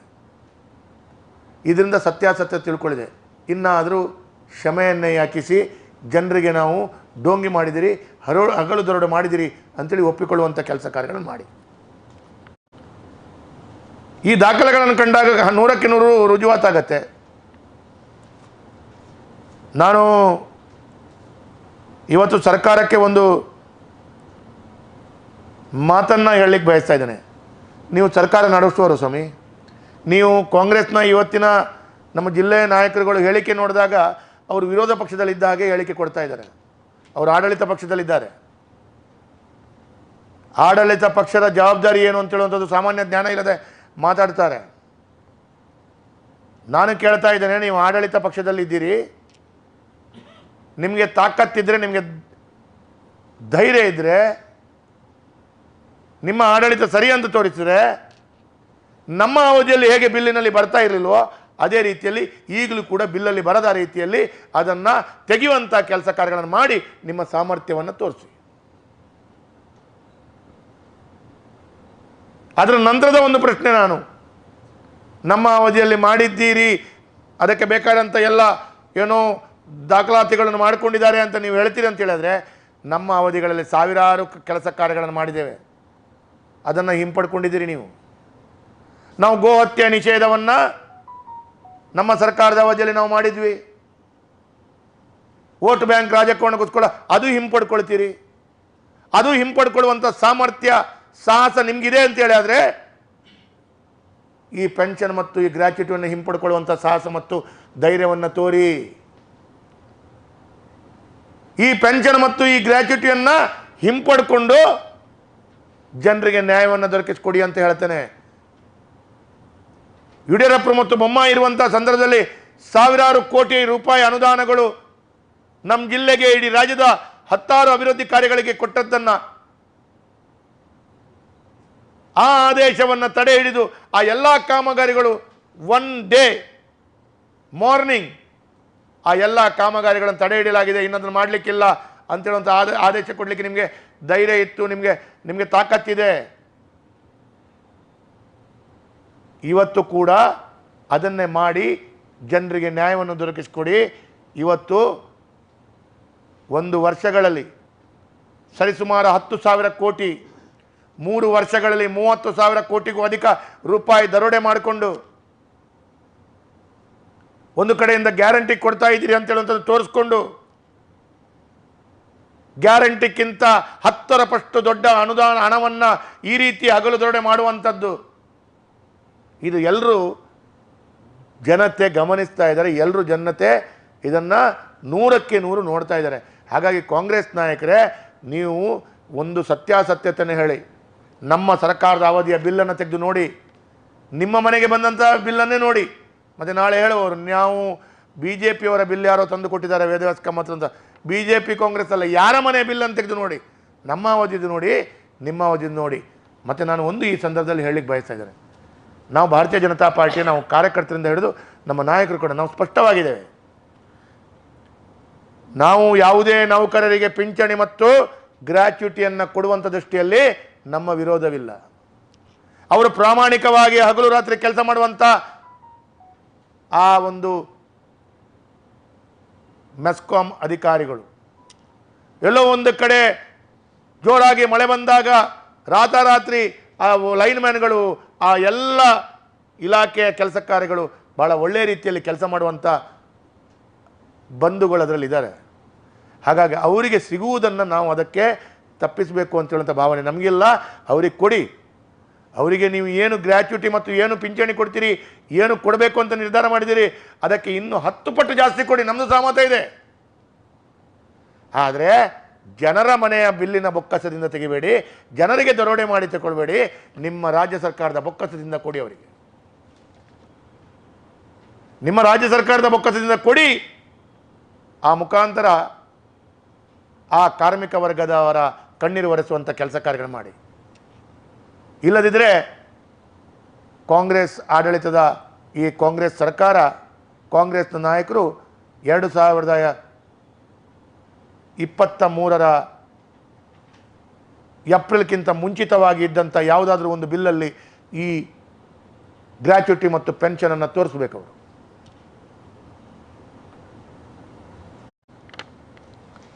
ಎಲ್ಲ ಹಳೆಯ ಮೀಟರ್ಗಳನ್ನು ತೆಗೆದುಹಾಕಿ ಹೊಸ ಸ್ಮಾರ್ಟ್ ಮೀಟರ್ಗಳನ್ನು ಕಡ್ಡಾಯವಾಗಿ ಅಳವಡಿಸಲು ಬೆಸ್ಕಾಂ ವ್ಯಾಪ್ತಿಯಲ್ಲಿ ಬಹಳ ದೊಡ್ಡ ಹುನ್ನಾರ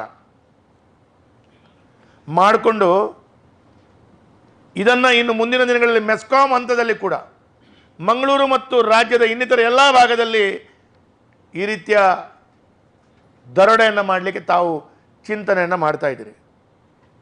ದಿವಾಳಿ ಆಗಿರುವಂಥ ಸರ್ಕಾರಕ್ಕೆ ಇದೊಂದು ಭಾಳ ದೊಡ್ಡ ರೀತಿಯಲ್ಲಿ ಶಕ್ತಿ ಕೊಡ್ತಾ ಇದೆ ಅಂತ ಹೇಳುವಂಥದ್ದು ನಿಮ್ಮ ಒಳಗಿನ ಎಲ್ಲ ಕಾಂಗ್ರೆಸ್ ಪಾರ್ಟಿಯ ಎಲ್ಲರ ಭಾವನೆಗಳು ಅಂತ ನಾನು ತಿಳ್ಕೊಂಡಿದ್ದೇನೆ. ಇವತ್ತು ಜನಸಾಮಾನ್ಯರಿಂದ ದೋಚಿ ಸಾವಿರಾರು ಕೋಟಿ ದೋಚಲು ಸಿದ್ಧವಾಗಿದ್ದು 900 ರೂಪಾಯಿಂದ 1,500 ರೂಪಾಯಿಗೆ ಸಿಗುವಂಥ ಸ್ಮಾರ್ಟ್ ಮೀಟರ್ ನಮ್ಮ ರಾಜ್ಯದಲ್ಲಿ 10,000 ರೂಪಾಯಿ ಸ್ವಾಮಿ. 1,000 1,500 ಅಂತ ಹೇಳಿದರೆ ಆಲ್ಮೋಸ್ಟ್ 15% ನೀವು ತೆಗೆದುಕೊಳ್ಳುವಂಥದ್ದು 100% ಅಂತ ಹೇಳಿದರೆ 1ರಿಂದ 1,500 ರೂಪಾಯಿ ಬೆಲೆ ಬಾಳುವ ವಸ್ತನ್ನು 10,000ಕ್ಕೆ ಮಾರಾಟ ಮಾಡಿಕೊಳ್ಳುವಂಥ ಮಾನಸಿಕತೆ ಬಂದಿದೆ ಅಂತ ಹೇಳಿದರೆ ನಿಮ್ಮ ವ್ಯಾಪಾರದ ಪ್ರವೃತ್ತಿ, ನೀವು ಇಲ್ಲಿ ಸರ್ಕಾರದ ಆಡಳಿತದಲ್ಲಿ ಸೌಕರ್ಯ ಕೊಡಬೇಕಾದಂಥ ಸ್ಥಾನದಲ್ಲಿ ಕೂತ್ಕೊಂಡು ಈ ರೀತಿ ಹಗಲು ದರೋಡೆ ಮಾಡ್ತಾ ಇದ್ದೀರಿ ಅಂತ ಹೇಳಿದರೆ ನಾಚಿಕೆ ಆಗಬೇಕು. ನಾನು ಇದಕ್ಕೆ ಕೆಲವರು ಹೈಕೋರ್ಟಿಗೆ ಹೋದ ನಂತರ ಹೈಕೋರ್ಟಿನಲ್ಲಿ ರಾಜ್ಯ ಸರ್ಕಾರಕ್ಕೆ ಛೀಮಾರಿ ಕೂಡ ಹಾಕಿದ್ದಾರೆ. ಈ ವಿಷಯದಲ್ಲಿ ಸ್ಮಾರ್ಟ್ ಮೀಟರ್ನ ವಿಷಯದಲ್ಲಿ ಸರ್ಕಾರ ಮಾಡ್ತಿರೋರು ತಪ್ಪು ಅಂತ ಹೇಳುವಂಥದ್ದು ಕೋರ್ಟ್ ಕೂಡ ಹೇಳುವಂಥ ರೀತಿಯಲ್ಲಾಗಿದೆ. ಹಾಗಾಗಿ ಕರೆಂಟ್ ಫ್ರೀ, ನನಗೂ ಫ್ರೀ, ಮಹದೇವಪ್ಪ ನಿನಗೂ ಫ್ರೀ, ಫ್ರೀ ಫ್ರೀ ಫ್ರೀ ಎಲ್ಲರಿಗೂ ಫ್ರೀ ಅಂತ ಹೇಳುವಂಥದ್ದು ಹೇಳ್ತಾ ನೀವು ಫ್ರೀ ಕೊಡಿ, ನಮ್ದೇನು ಅಭ್ಯಂತರ ಇಲ್ಲ, ಬಡವರಿಗೆ ಫ್ರೀ ಇನ್ನಷ್ಟು ಕೊಡಿ, 200 ಯೂನಿಟ್ ಅಲ್ಲ 800 ಯೂನಿಟ್ ಕೊಡಿ ಅಂದರೆ ಫ್ರೀ ಅಂತೇಳಿ ಈ ರೀತಿ ದರೋಡೆಯನ್ನು ಮಾಡಬೇಡಿ. ನಿಮಗೆ ಆಡಳಿತದಲ್ಲಿ ಅಧಿಕಾರಕ್ಕೆ ಬರಬೇಕು ಅಂತೇಳುವಂಥ ಕಾರಣ ನೀವು ಫ್ರೀ ಘೋಷಣೆ ಮಾಡಿದ್ದು ಜನರು ಕೇಳಿದ್ದಲ್ಲ ನಿಮ್ಮ ಹತ್ರ. ಈಗ ಹೇಳಿದ್ದನ್ನು ನಡೆಸ್ಕೊಳ್ಬೇಕು ಅಂತೇಳುವ ಕಾರಣ ಈ ರೀತಿ ದರೋಡೆಯನ್ನು ಮಾಡ್ತಾ ಇದ್ದೀರಿ ಅಂತೇಳುವಂಥದ್ದು ಇಡೀ ರಾಜ್ಯದ ಜನತೆಗೆ ಇವತ್ತು ಅರಿವಾಗಿದೆ ಅಂತೇಳುವಂಥದ್ದು ನಾನು ಇವತ್ತು ಹೇಳಲಿಕ್ಕೆ ಬಯಸ್ತಾ ಇದ್ದೇನೆ. ಇದು ಇನ್ನು ಮುಂದಿನ ದಿನಗಳಲ್ಲಿ ಜನರ ಆಕ್ರೋಶ ಯಾವ ರೀತಿಯಲ್ಲಿ ಬರ್ತದೆ ಅಂತ ಹೇಳಿದ್ರೆ ಭಾಳ ದೊಡ್ಡ ರೀತಿಯಲ್ಲಿ ಆಕ್ರೋಶ ಇಡೀ ರಾಜ್ಯ ಸರ್ಕಾರಕ್ಕೆ ಭಾಳ ದೊಡ್ಡ ರೀತಿಯಲ್ಲಿ ಅವ್ಯವಸ್ಥೆಗೆ ಕಾರಣ ಆಗ್ಬೋದು ಅಂತ ಹೇಳುವಂಥದ್ದು ಹೇಳಲಿಕ್ಕೆ ಬಯಸ್ತಿದ್ದೇನೆ. ಇವತ್ತು ಇನ್ನೊಂದು ಅದಕ್ಕೆ ಕೇಳ್ತಾ ಇದ್ದಾನೆ, ಹೆಚ್ಚುವರಿ ಭದ್ರತಾ ಠೇವಣಿ ಗೃಹ ಬಳಕೆದಾರರಿಗೆ ಹೆಚ್ಚುವರಿ ಭದ್ರತಾ ಠೇವಣಿ ASD ಹೆಸರಿನಲ್ಲಿ ದುಬಾರಿ ವಿದ್ಯುತ್ ಬಿಲ್ಗಳನ್ನು ನೀಡಿ ಈ ಮೂಲಕ ರಾಜ್ಯ ಕಾಂಗ್ರೆಸ್ ಸರ್ಕಾರ ಜನರನ್ನು ಸುಲಿಗೆ ಮಾಡ್ತಾ ಇದೆ. ಇದು ಮೂರನೇದ್ದು. ಒಂದು ಮೆಸ್ಕಾಂ ಇಲಾಖೆಯಲ್ಲೇ ಎಷ್ಟು ನಮನೆ ಅವ್ಯವಸ್ಥೆ ನೋಡಿ. ಇದು ಮೂರನೇದು.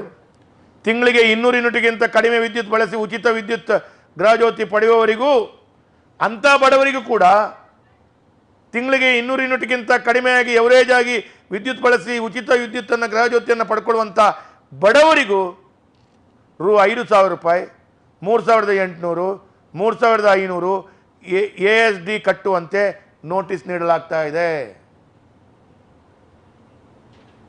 ಲಾಸ್ಟಿಗೆ ಇಡೀ ರಾಜ್ಯದ ಜನತೆ ನಿಮ್ಮ 200 ಯೂನಿಟು ಬೇಡ ಇತ್ತು ಮರ ನಮಗೆ ಅಂತೇಳಿ ಚಪ್ಪಲಿ ಹಿಡ್ಕೊಂಡು ಹೊಡೆಯುವಂಥ ಪರಿಸ್ಥಿತಿ ಬರುವಂಥ ಎಲ್ಲ ವಾತಾವರಣಗಳು ನಿರ್ಮಾಣ ಆಗಬಹುದು. ನಾನು ಇದನ್ನು ಖಂಡಿಸ್ತೇನೆ.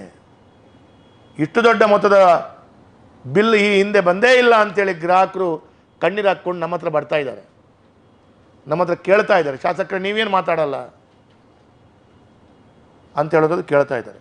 ಅದಕ್ಕಾಗಿ ವಿದ್ಯುತ್ ಸಂಪರ್ಕ ಕಡಿತಗೊಳಿಸಿದರೆ ಕಷ್ಟ, ವಿದ್ಯುತ್ ಡಿಸ್ಕನೆಕ್ಟ್ ಮಾಡಿದರೆ ಕಷ್ಟ ಅಂಥೇಳಿ ಪಾಪ ಅವರು ಇದನ್ನು ಕಟ್ಟುವಂಥ ಪ್ರಯತ್ನಗಳು ಸಾಲುವ ಮೂಲ ಮಾಡಿ ಕಟ್ಟುವಂಥ ಪ್ರಯತ್ನವನ್ನು ಮಾಡ್ತಾ ಇದ್ದಾರೆ. ಇದು ಈ ರೀತಿ ಪೀಡಿಸುವುದು, ಈ ರೀತಿ ದ್ರೋಹ ಮಾಡೋದು ಎಷ್ಟು ಸರಿ ಅಂಥೇಳಿ ನಾನು ಕಾಂಗ್ರೆಸ್ ನಾಯಕರಿಗೆ ಕೇಳಲಿಕ್ಕೆ ಬಯಸ್ತಾ ಇದ್ದೇನೆ. ಸರ್ಕಾರ ಒಂದು ಕೈಯಲ್ಲಿ ಸವಲತ್ತು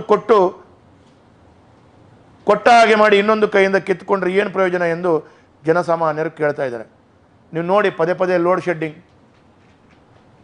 ದಿವಸಕ್ಕೆ ಕೆಲವಾರು ಕಡೆಗಳಲ್ಲಿ ಇಡೀ ಜಿಲ್ಲೆಗಳಲ್ಲಿ ನಗರ ಭಾಗದಲ್ಲಿ 24 ಗಂಟೆಗಳಲ್ಲಿ 5, 8, 6, 10, 9 ಗಂಟೆ. ರೈತರು ಕೂಡ ಎಲ್ಲೆಲ್ಲಿ ಅವರ ಕೆಲಸ ಕಾರ್ಯಗಳು ಮಾಡ್ತಾರೆ ಅಲ್ಲಿ ವಿದ್ಯುತ್ ಇಲ್ಲದೆ ಕಣ್ಣೀರು ಹಾಕುವಂಥ ಪರಿಸ್ಥಿತಿ.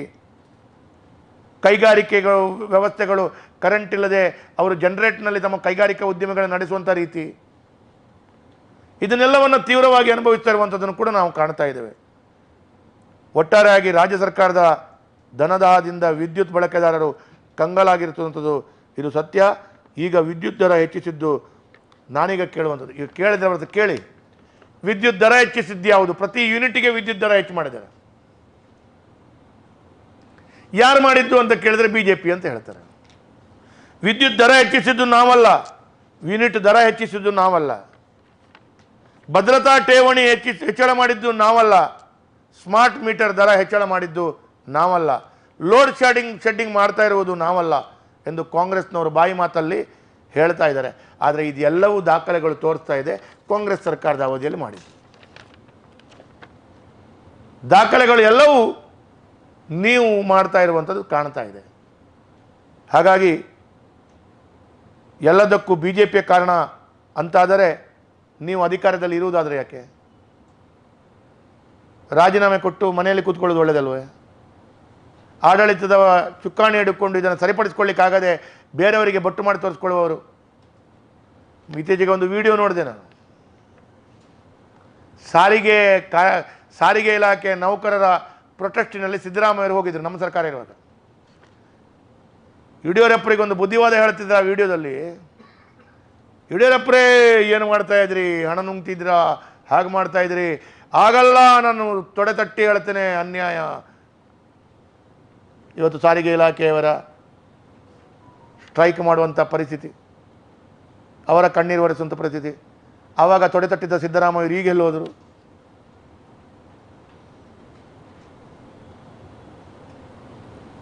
ಹಾಗಾಗಿ ಅವತ್ತು ಯಾವುದೋ ಒಂದು ಸಣ್ಣ ನಿರ್ಧಾರಗಳು ಕೈಗೊಂಡಾಗ BJPಯವರ ವಿಚಾರಗಳೇ ಮಾತಾಡ್ತಿರುವಂಥ ಸಿದ್ದರಾಮಯ್ಯವರು ಇವತ್ತು ಜನಸಾಮಾನ್ಯರಿಗೆ ಈ ರೀತಿಯ ಹೊರೆ ಆಗುವಂಥ ವಿದ್ಯುತ್ ದರ, ಭದ್ರತಾ ಠೇವಣಿ, ಸ್ಮಾರ್ಟ್ ಮೀಟರ್ ದರ ಮತ್ತು ಪಿಂಚಣಿ ಮತ್ತು ಗ್ರ್ಯಾಚ್ಯುಟಿ ಹೆಸರಿನಲ್ಲಿ ಸಾರ್ವಜನಿಕ ದೋಚರಿಸುವುದು ನಿಲ್ಲಿಸಿ ಮತ್ತೊಮ್ಮೆ ಸರ್ಕಾರ ಸರಿಯಾದ ದೃಷ್ಟಿಕೋನದಲ್ಲಿ ಕೆಲಸ ಮಾಡಬೇಕು ಅಂತೇಳುವಂಥದ್ದು, ಜನರಿಗಾಗಿ ಕೆಲಸ ಮಾಡಿ ಜನರ ಕಷ್ಟವನ್ನು ಅರಿತುಕೊಳ್ಳಿ ಅಂತೇಳುವಂಥದ್ದು ಭಾರತೀಯ ಜನತಾ ಪಾರ್ಟಿ ಆಗ್ರಹಿಸ್ತದೆ.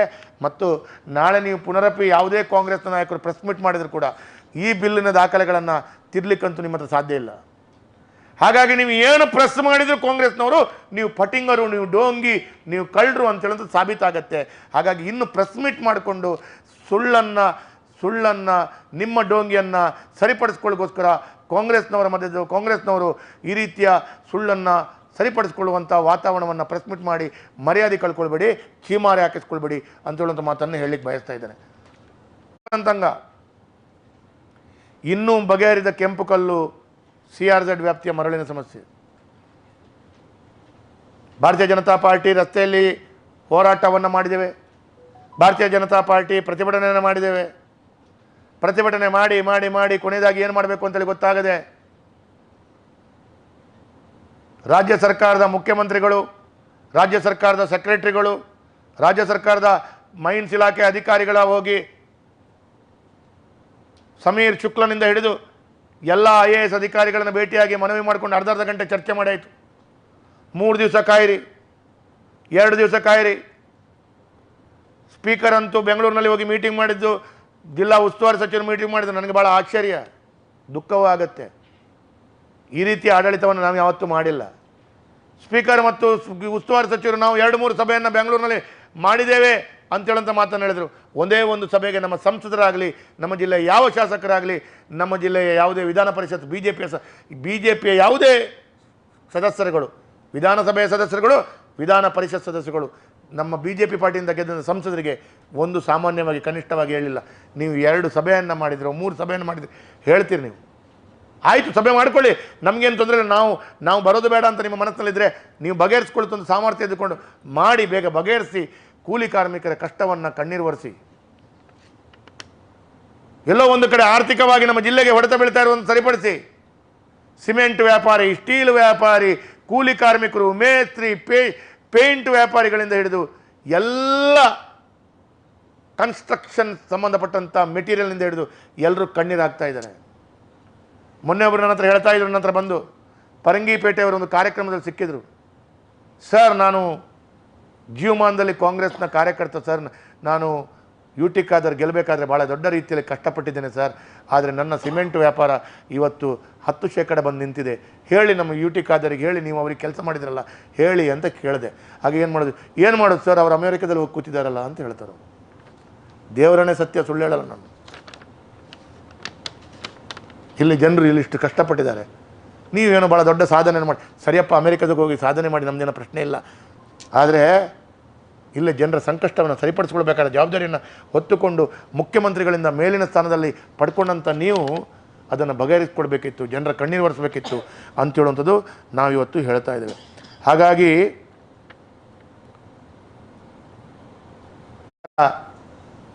ಕಾಂಗ್ರೆಸ್ ಸರ್ಕಾರ ಆಡಳಿತಕ್ಕೆ ಬಂದ ನಂತರ ಹೇಳಿದೆ, ನಾವು ಆಡಳಿತಕ್ಕೆ ಬಂದರೆ ಪ್ರಣಾಳಿಕೆಯಲ್ಲಿ ಹೇಳಿದ್ದೇವೆ, ನಾವು ಆಡಳಿತಕ್ಕೆ ಬಂದರೆ ಪ್ರತ್ಯೇಕ ಮರಳು ನೀತಿಯನ್ನು ಮಾಡ್ತೇವೆ, CRZ ವ್ಯಾಪ್ತಿಯಲ್ಲಿ ಇನ್ನೊಂದೇನೋ ಮಾಡ್ತೇವೆ. ಅವರ ಪ್ರಣಾಳಿಕೆಯಲ್ಲಿ ಹೇಳ್ತಾರೆ ಸ್ವಾಮಿ. ಕಾಂಗ್ರೆಸ್ ಪಾರ್ಟಿಯ ಮೊನ್ನೆ ವಿಧಾನಸಭಾ ಚುನಾವಣೆ ಪ್ರಣಾಳಿಕೆ 2.25 ವರ್ಷ ಆಯ್ತು, ಈಗ 2.5 ವರ್ಷ ಆಯಿತು. ಆ ಪ್ರಣಾಳಿಕೆಯಲ್ಲಿ ಪಚನಾಡಿಯ ಡಸ್ಟ್ಬಿನ್ನಿಗೆ ಹೋಗಿ ಬಿಸಾಡಿದ್ದಾರೆ, ದೇವರೇ ಬಲ್ಲ. ಆ ಪ್ರಣಾಳಿಕೆಯನ್ನು ನಾವು ತೋರಿಸ್ತೇವೆ. ಈಗ ಹೇಳಿದ್ದೀರಿ ನೀವು 2 ವರ್ಷದಿಂದ, ಸರಿಯಪ್ಪ 2.25 ವರ್ಷದಿಂದ ನೀವು CRZ ವಲಯದ ಮರಳಿನ ಕೆಲಸ ಕಾರ್ಯಗಳು ಸರಿಯಾಗಬೇಕು ಅಂತ ಹೇಳೋ ಕಾರಣ ಯಾವುದಾದ್ರೂ ಒಂದು ಸಭೆ ಮೈನ್ಸ್ ಇಲಾಖೆ ಮಂತ್ರಿಯಿಂದ ಹಿಡಿದು ಮೈನ್ಸ್ ಇಲಾಖೆ ಅಧಿಕಾರಿಗಳಿಂದ ಹಿಡಿದು ಯಾರು ಒಂದು ಸಭೆ ಮಾಡಿದ್ದು ನನಗೆ ಗೊತ್ತಿಲ್ಲ. ಶಾಸಕರಾಗಿ ನನಗೆ ಆಗಲಿ, ಭರತ್ ಶೆಟ್ಟರಿಗಾಗಲಿ, ಉಮಾನಾಥ್ ಕೋಟ್ಯಾನ್ರಿಗಾಗಲಿ ಯಾವುದೇ ಒಂದು ಮೀಟಿಂಗಿಗೆ ಆಹ್ವಾನ ಬಂದಿಲ್ಲ. ಅಂದರೆ ನೀವು ಮೀಟಿಂಗೇ ಮಾಡಿಲ್ಲ.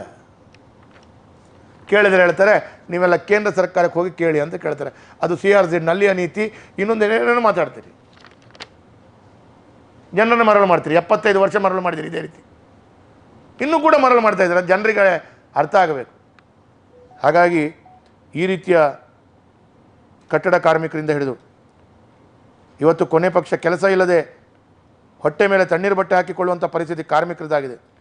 ನಾವು ಈ ಭಾರತೀಯ ಜನತಾ ಪಾರ್ಟಿ ಇನ್ನು ಮುಂದೆ ಈ ಕೆಂಪು ಕಲ್ಲು ಮತ್ತು CRZ ಸಮಸ್ಯೆಗಳಿಗಾಗಿ, CRZ ಮರಳಿನ ಸಮಸ್ಯೆಗಾಗಿ ಭಾರತೀಯ ಜನತಾ ಪಾರ್ಟಿ ನಾವು ಜನರಿಗೋಸ್ಕರ, ಇದು ಜನರಿಗೋಸ್ಕರ ಈ ಆದಂಥ ಲೋಪದೋಷದಿಂದಾಗಿ ಜನರಿಗಾಗುತ್ತಿರೋ ಸಮಸ್ಯೆಗೆ ನಾವು ಭಾರತೀಯ ಜನತಾ ಪಾರ್ಟಿ ಇನ್ನಷ್ಟು ದೊಡ್ಡ ರೀತಿಯಲ್ಲಿ ಹೋರಾಟವನ್ನು ಪ್ರಾರಂಭ ಮಾಡ್ತೇವೆ.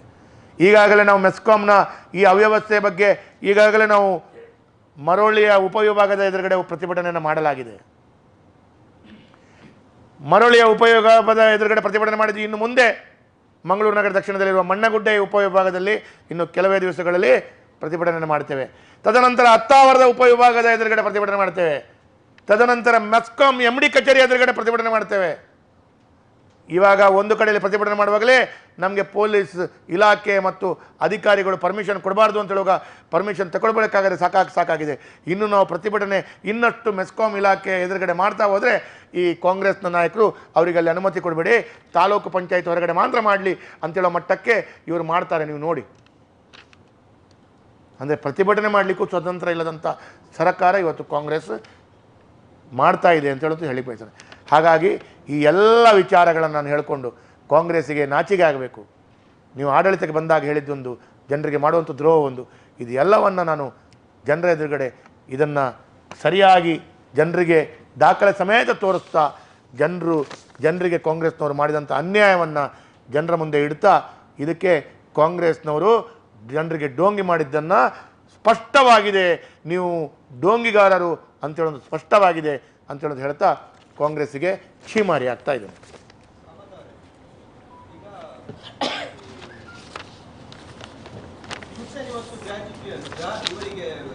ಎರಡು 2020 ನಂತರ 20 ಸಂದರ್ಭದಲ್ಲಿ ಯಾವ ಸರ್ಕಾರ ಇತ್ತು, 2020 ನಂತರ ಪಿಂಚಣಿ ಕೊಡಬೇಕಾದದ್ದು ಸರ್ಕಾರದ ಜವಾಬ್ದಾರಿ.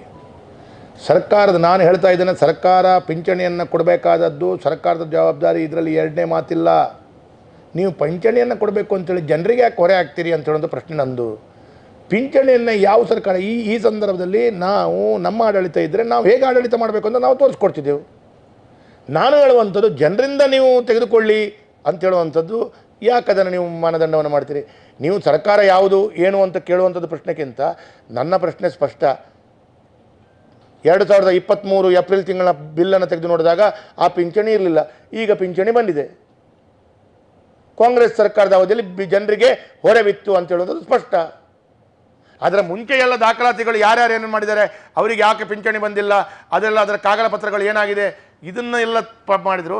ಏನೇ ಕಾಗದ ಪತ್ರಗಳು ಯಾವ ಸರ್ಕಾರ ಮಾಡಿದರೂ ಕೂಡ, ಯಾವುದನ್ನೆಲ್ಲ ಪತ್ರಗಳು ತೋರಿಸಿದ್ರು ಕೂಡ ಜನರಿಗೆ ಹೊರೆ ಹಾಕಿದ್ದು ಯಾವಾಗ? ಪತ್ರ ವ್ಯವಹಾರ ತುಂಬ ಮಾಡ್ತೇವೆ, ಈಗ ಆಚೆ ಈಚೆ ಕಳಿಸ್ತಾ ಇರ್ತೇವೆ. ಜನರಿಗೆ ಹೊರೆ ಬಂದದ್ದು ಯಾವಾಗ? ಕಾಂಗ್ರೆಸ್ ಸರ್ಕಾರದ ಅವಧಿಯಲ್ಲಿ.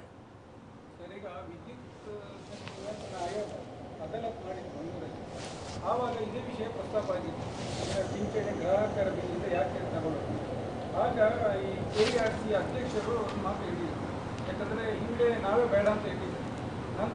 ನಾಳೆ ನಾನೊಂದು ಹೇಳ್ತೇನೆ, ನನಗೆ ನನ್ನದೊಂದು ಇದ್ದಿದೆ ಮಾರ, ನನ್ನನ್ನು ಜೈಲಿಗೆ ಹಾಕಿ ಅಂತ. ನಿಮ್ಮನ್ನೆಲ್ಲ ಹೋಗಿ ಜೈಲಿಗೆ ಹಾಕಿದ್ರೆ ಏನು ಮಾಡೋದು? ಯಾರೋ ಒಬ್ಬರು ಗ್ರಾಹಕರು, ನಾನು ಹೇಳೋದು ಒಬ್ಬ ಗ್ರಾಹಕರು ನಾನು ಅದು ಹೇಳಿದೆಲ್ಲ, ಒಬ್ಬರು ಗ್ರಾಹಕರು ಹೋದರು. ನಾನು ಹೇಳೋದು ಯಾರು ಗ್ರಾಹಕರು ಹೋದರು. ನಾಳೆ ಪ್ರತಿಯೊಂದು ವಿಚಾರಗಳು ಕೊನೆಯದಾಗಿ ಹೊರೆ ಆಗುವುದು ಬಡವನಿಂದ ಹಿಡಿದು ಶ್ರೀಮಂತನ ತನಕ. ಆಲ್ಮೋಸ್ಟ್ 10% ಅಂತ ಹೇಳಿದೆ. ಒಂದು 5 ಲಕ್ಷದಿಂದ 10 ಲಕ್ಷ ಬಿಲ್ ಬರುವಂಥ ಇಂಡಸ್ಟ್ರಿಗಳಿಗೆ ಆಲ್ಮೋಸ್ಟ್ 50,000ದಿಂದ 1 ಲಕ್ಷ ಬರ್ತಾ ಇದೆ ಇದು.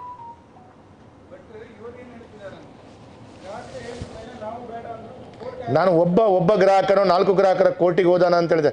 ನಾನು ಹೇಳಿದೆನಲ್ಲ, ಆ ಎಲ್ಲ ವಿಚಾರದ ಬಗ್ಗೆ ನನ್ನದು ಯಾವುದೇ ಪ್ರಶ್ನೆ ಇಲ್ಲ. ನಾನು ಯಾವ ರೀತಿಯಲ್ಲಿಯೂ ಮಾತಾಡಲ್ಲ, ಅದರ ಬಗ್ಗೆ ಚರ್ಚೆ ಇಲ್ಲ ನನ್ನದು. ಕೋರ್ಟ್ ಆದೇಶಗಳು ಏನು, ಇನ್ನೊಂದೇನು, ಈ ಹಿಂದೆ ಯಾರಿಗೆ ಪತ್ರ ಬರೆದಿದ್ದಾರೆ, ಅದರ ಯಾವುದೇ ಬಗ್ಗೆ ಪರಿಚಯ ಇಲ್ಲ. ನಾನು ಹೇಳುವಂಥದ್ದು, ಈ ಬಿಲ್ ಬಂದದ್ದು ಕಾಂಗ್ರೆಸ್ ಆಡಳಿತದಲ್ಲಿ ಜನರಿಂದ ತೆಗೆದುಕೊಳ್ಳುವಂಥದ್ದು. ಇದು ನನ್ನದು ವಿರೋಧ ಇದೆ, ಇದನ್ನು ಜನರಿಗೆ ಹೊರೆ ಆಗ್ತಾ ಇದೆ. ಇಷ್ಟೇ ನನ್ನ ಪ್ರಶ್ನೆ. ಮತ್ತು ನೀವು ಸರ್ಕಾರದ ಆಡಳಿತ, ನಾನು ಹೇಳಿದೆಲ್ಲ, ಸರಿ ಆಯಿತು. ಹಾಗಾದರೆ ನಮ್ಮ ಸರ್ಕಾರದ ಸಂದರ್ಭದಲ್ಲಿ ತುಂಬ ಪತ್ರ ವ್ಯವಹಾರ ಮಾಡಿದೆ, ಅದಕ್ಕೆ ಕಾರಣೀಕರ್ತ, ಅದಕ್ಕೆ ಪುಷ್ಟಿ ಅದು ಮುಂಚಿನ ಪತ್ರ ವ್ಯವಹಾರಗಳಿಂದ ಆಗಿದೆ ಅಂತ ಹೇಳಿದ್ರೆ, ನಮ್ಮ ಸರ್ಕಾರ ಇರುವಾಗ ತೆಗೆದುಕೊಂಡಂಥ ನಿರ್ಣಯಗಳು ನೀವು ಹಿಂಪಡ್ಕೊಂಡಿದ್ದೀರಲ್ಲ. ನಾವು ಗೋ ಹತ್ಯೆ ಕಾನೂನನ್ನು ಮಾಡಿದ್ದೇವೆ, ನೀವು ಹಿಂಪಡ್ಕೊಂಡಿದ್ದೀರಿ. ಹಾಗೆ ಇದನ್ನು ಹಿಂಪಡ್ಕೊಳ್ಳಿಲ್ಲ, ತಾಕತ್ತು ಮಾಡಿಕೊಡಿ, ಜನರಿಗೆ ಹೊರೆ ಹಾಕಬೇಡಿ ಅಂತ ಹೇಳಿದ ಪ್ರಶ್ನೆಯಲ್ಲಿ ನನ್ನ ಮಾತು. ನಾನು ಜನರ ಪರವಾಗಿ ಜನರ ಆಯ್ಕೆ ಮಾಡಿಕೊಂಡಂಥ ಒಂದು ಶಾಸಕ, ಜನರಿಗೆ ಹೊರೆ ಆಗಬಾರ್ದು ಅಂತೇಳಿ ನನ್ನ ಸ್ಪಷ್ಟವಾದಂಥ ಇದು. ಮತ್ತು ಕಾರಣಗಳನ್ನು ಇವತ್ತು ನಮ್ಮ ಅವಧಿಯಲ್ಲಿ ಆಗಿದೆ ಅಂತೇಳಿ ಯಾರೋ ಒಬ್ಬರು ಬೆರಳು ತೋರಿಸಿದ ಕಾರಣ ಅದು ಹಿಂದಿನ ಅವಧಿಯಲ್ಲಿ ಆಗಿತ್ತು, ಸಹಜವಾಗಿ ಓಡಿ ಹೋಗುವಂಥ ಪ್ರಯತ್ನಗಳನ್ನು ಮಾಡ್ತಾರೆ.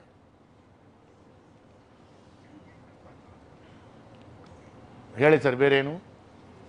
ನೀವು ಅದಕ್ಕೆ ನಾನು ಒಂದು ಹೇಳ್ತೀನಲ್ಲ, ನಾನು ಸರ್ 1 ಮಿನಿಟ್, ನಾನು ಅದೇ ಹೇಳಿದೆಲ್ಲ ಸರ್. ನಾನು ನಿಮಗೆ ಸಣ್ಣ ಉದಾಹರಣೆ ಕೊಡ್ತೇನೆ. ಜನರಿಗೆ ಹೊರೆ ಆಗ್ತಾ ಇದೆ ಅಂತೇಳುವಂಥ ದೃಷ್ಟಿಯಲ್ಲಿ ಮಾತನಾಡುವಂಥ ಸ್ವತಂತ್ರವನ್ನು ಒಂದು ಶಾಸಕನಾಗಿ ನನಗೆ ಮಾತಾಡುವಂಥ ಅಧಿಕಾರ ಇದೆ, ಅದನ್ನು ಮಾತಾಡುವಂಥದ್ದು ಒಂದು. ನನಗೆ ಏನೋ ಅವರು ಗ್ಯಾರಂಟಿಗಳನ್ನು ಕೊಡ್ತಾರೆ, ನಾನು ಹೇಳಿದೆಲ್ಲ ಗ್ಯಾರಂಟಿಯನ್ನು ಕೊಡಿ. ನೀವು 200 ಯೂನಿಟ್ ಕೊಡ್ತಾ ಇದ್ದೀರಿ, ಮಹದೇವಪ್ಪ ನಿನಗೂ ಫ್ರೀ 200 ಯೂನಿಟ್ ಅಂತ ಹೇಳಿದ ನಂತರ ಇಡೀ 1 ವರ್ಷದ ಬಿಲ್ಲನ್ನು ರೇಷಿಯೋ ಮಾಡಿಕೊಂಡು ಅದಕ್ಕೆ ಡಿವೈಡೆಡ್ ಬೈ 12 ಮಾಡಿಕೊಂಡು ಏನೋ ಒಂದು ಫಾರ್ಮುಲಾ ಮಾಡಿದ್ರಿ, ಇದಕ್ಕೆ ನನ್ನ ವಿರೋಧ. ನೀವು 200 ಯೂನಿಟ್ ಅಲ್ಲ 400 ಯೂನಿಟ್ ಕೊಡಿ, ಐ ವೆಲ್ಕಮ್. ನಿಮ್ಮ ಸರ್ಕಾರ ಇನ್ನಷ್ಟು ಜಾಸ್ತಿ ಕೊಡಿ ಜನರಿಗೆ. ನೀವು ಆಡಳಿತಕ್ಕೆ ಬರಬೇಕು ಅಂತ ನೀವು ಪ್ರಾಮಿಸ್ ಮಾಡಿದಿರಿ, ಕೊಡಿ. ನೀವು 200 ಯೂನಿಟ್ ಕೊಡ್ತೀರಿ ಅಂದರೆ ನೀವು ಎಲ್ಲರಿಗೂ 200 ಯೂನಿಟ್, ಎಲ್ಲರಿಗೂ 200 ಯೂನಿಟ್ ಕೊಡಿ, ನಂದು ಏನು ಅಭ್ಯಂತರ ಇಲ್ಲ. I welcome that. ಬಿಕಾಸ್ ಜನರಿಗೆ ಯಾವುದೋ ಸೌಕರ್ಯ ಸಿಗುವಂಥದ್ದನ್ನು ನಾವು ಅಲ್ಲ ಅಂತ ಹೇಳ್ತಾ ಇಲ್ಲ. ಆದರೆ ಜನರಿಗೆ ಆ ಸೌಕರ್ಯ ಕೊಡ್ತೀವಿ ಅಂತೇಳಿ ನೀವು ಬಾಯಲ್ಲಿ ಮಾತಾಡುವಾಗ ಇಡೀ ರಾಜ್ಯವನ್ನು ಹೇಗೆ ನಡೆಸ್ಕೊಳ್ಬೇಕು ಅಂತೇಳುವಂಥ ಆರ್ಥಿಕ ವ್ಯವಸ್ಥೆಯನ್ನು ಸರಿಯಾಗಿ ನಿರೂಪಣೆ ಮಾಡಬೇಕಾದ ಜವಾಬ್ದಾರಿ ನಿಮ್ಮದು. ನಾನು ನನ್ನ ಮನೆಯಲ್ಲಿರುವಂಥ ನನ್ನ ಮಗನಿಗೆ ತಿಂಗಳು 5,000 ರೂಪಾಯಿ ಕೊಡ್ತೀನಿ ಅಂತ ಹೇಳಿದ್ರೆ ನನ್ನ ಮನೆ ಖರ್ಚಿಗೆ 5,000 ರೂಪಾಯಿ ಕಟ್ ಮಾಡಿ ಆ ಮಗನಿಗೆ ಕೊಡಬೇಕು ಅಂತೇಳಿ ಹೇಳ್ತಿಲ್ಲ. ಈ ರಾಜ್ಯದ ಎಲ್ಲ ಅಭಿವೃದ್ಧಿಯಿಂದ ಹಿಡಿದು ಎಲ್ಲ ವ್ಯವಸ್ಥೆಗಳು ಅದೇ ರೀತಿ ಹೋಗಬೇಕು, ಅದರ ಒಟ್ಟಿಗೆ ಇದು ನಡಿಬೇಕು. ನೀವು ಕೊಡ್ತೀರಿ ಅಂತ ಹೇಳಿ ನೀವು 200 ಯೂನಿಟ್ ಮತ್ತೊಂದು ಹೇಳುವಾಗ ನಿಮಗೆ ಇಷ್ಟೆಲ್ಲ ಹೊರೆ ಜಾಸ್ತಿ ಮಾಡಬೇಕಾಗ್ತದೆ, ಈ ಎಲ್ಲ ರೇಟ್ ಜಾಸ್ತಿ ಮಾಡಬೇಕಾಗ್ತದೆ ಅಂತ ಸಾಮಾನ್ಯ ಜ್ಞಾನ ಇಲ್ಲದೆ ಒಟ್ಟಾರೆ ಬಂದು ರಾಹುಲ್ ಗಾಂಧಿ ಹತ್ರ ಕೈ ಎತ್ತಿಸಿದ. ನಾನು ಹೇಳುವಂಥದ್ದು ನೀವು ಕೊಡಬೇಕು, 200 ಯೂನಿಟ್ ಕೊಡಿ. ನೀವೇನೋ ವಿದ್ಯಾನಿಧಿ ಅಂತೇಳಿ ಕೆಲಸ ಇಲ್ಲದಂಥ ಯುವಕರಿಗೆ ಪ್ರೋತ್ಸಾಹನ ಕೊಡ್ತೀರಿ, ಅದಕ್ಕೆ 1,500 3,000 ಕೊಡ್ತೀರಿ, 5,000 ಮತ್ತು 10,000 ಕೊಡಿ, ಐ ವೆಲ್ಕಮ್.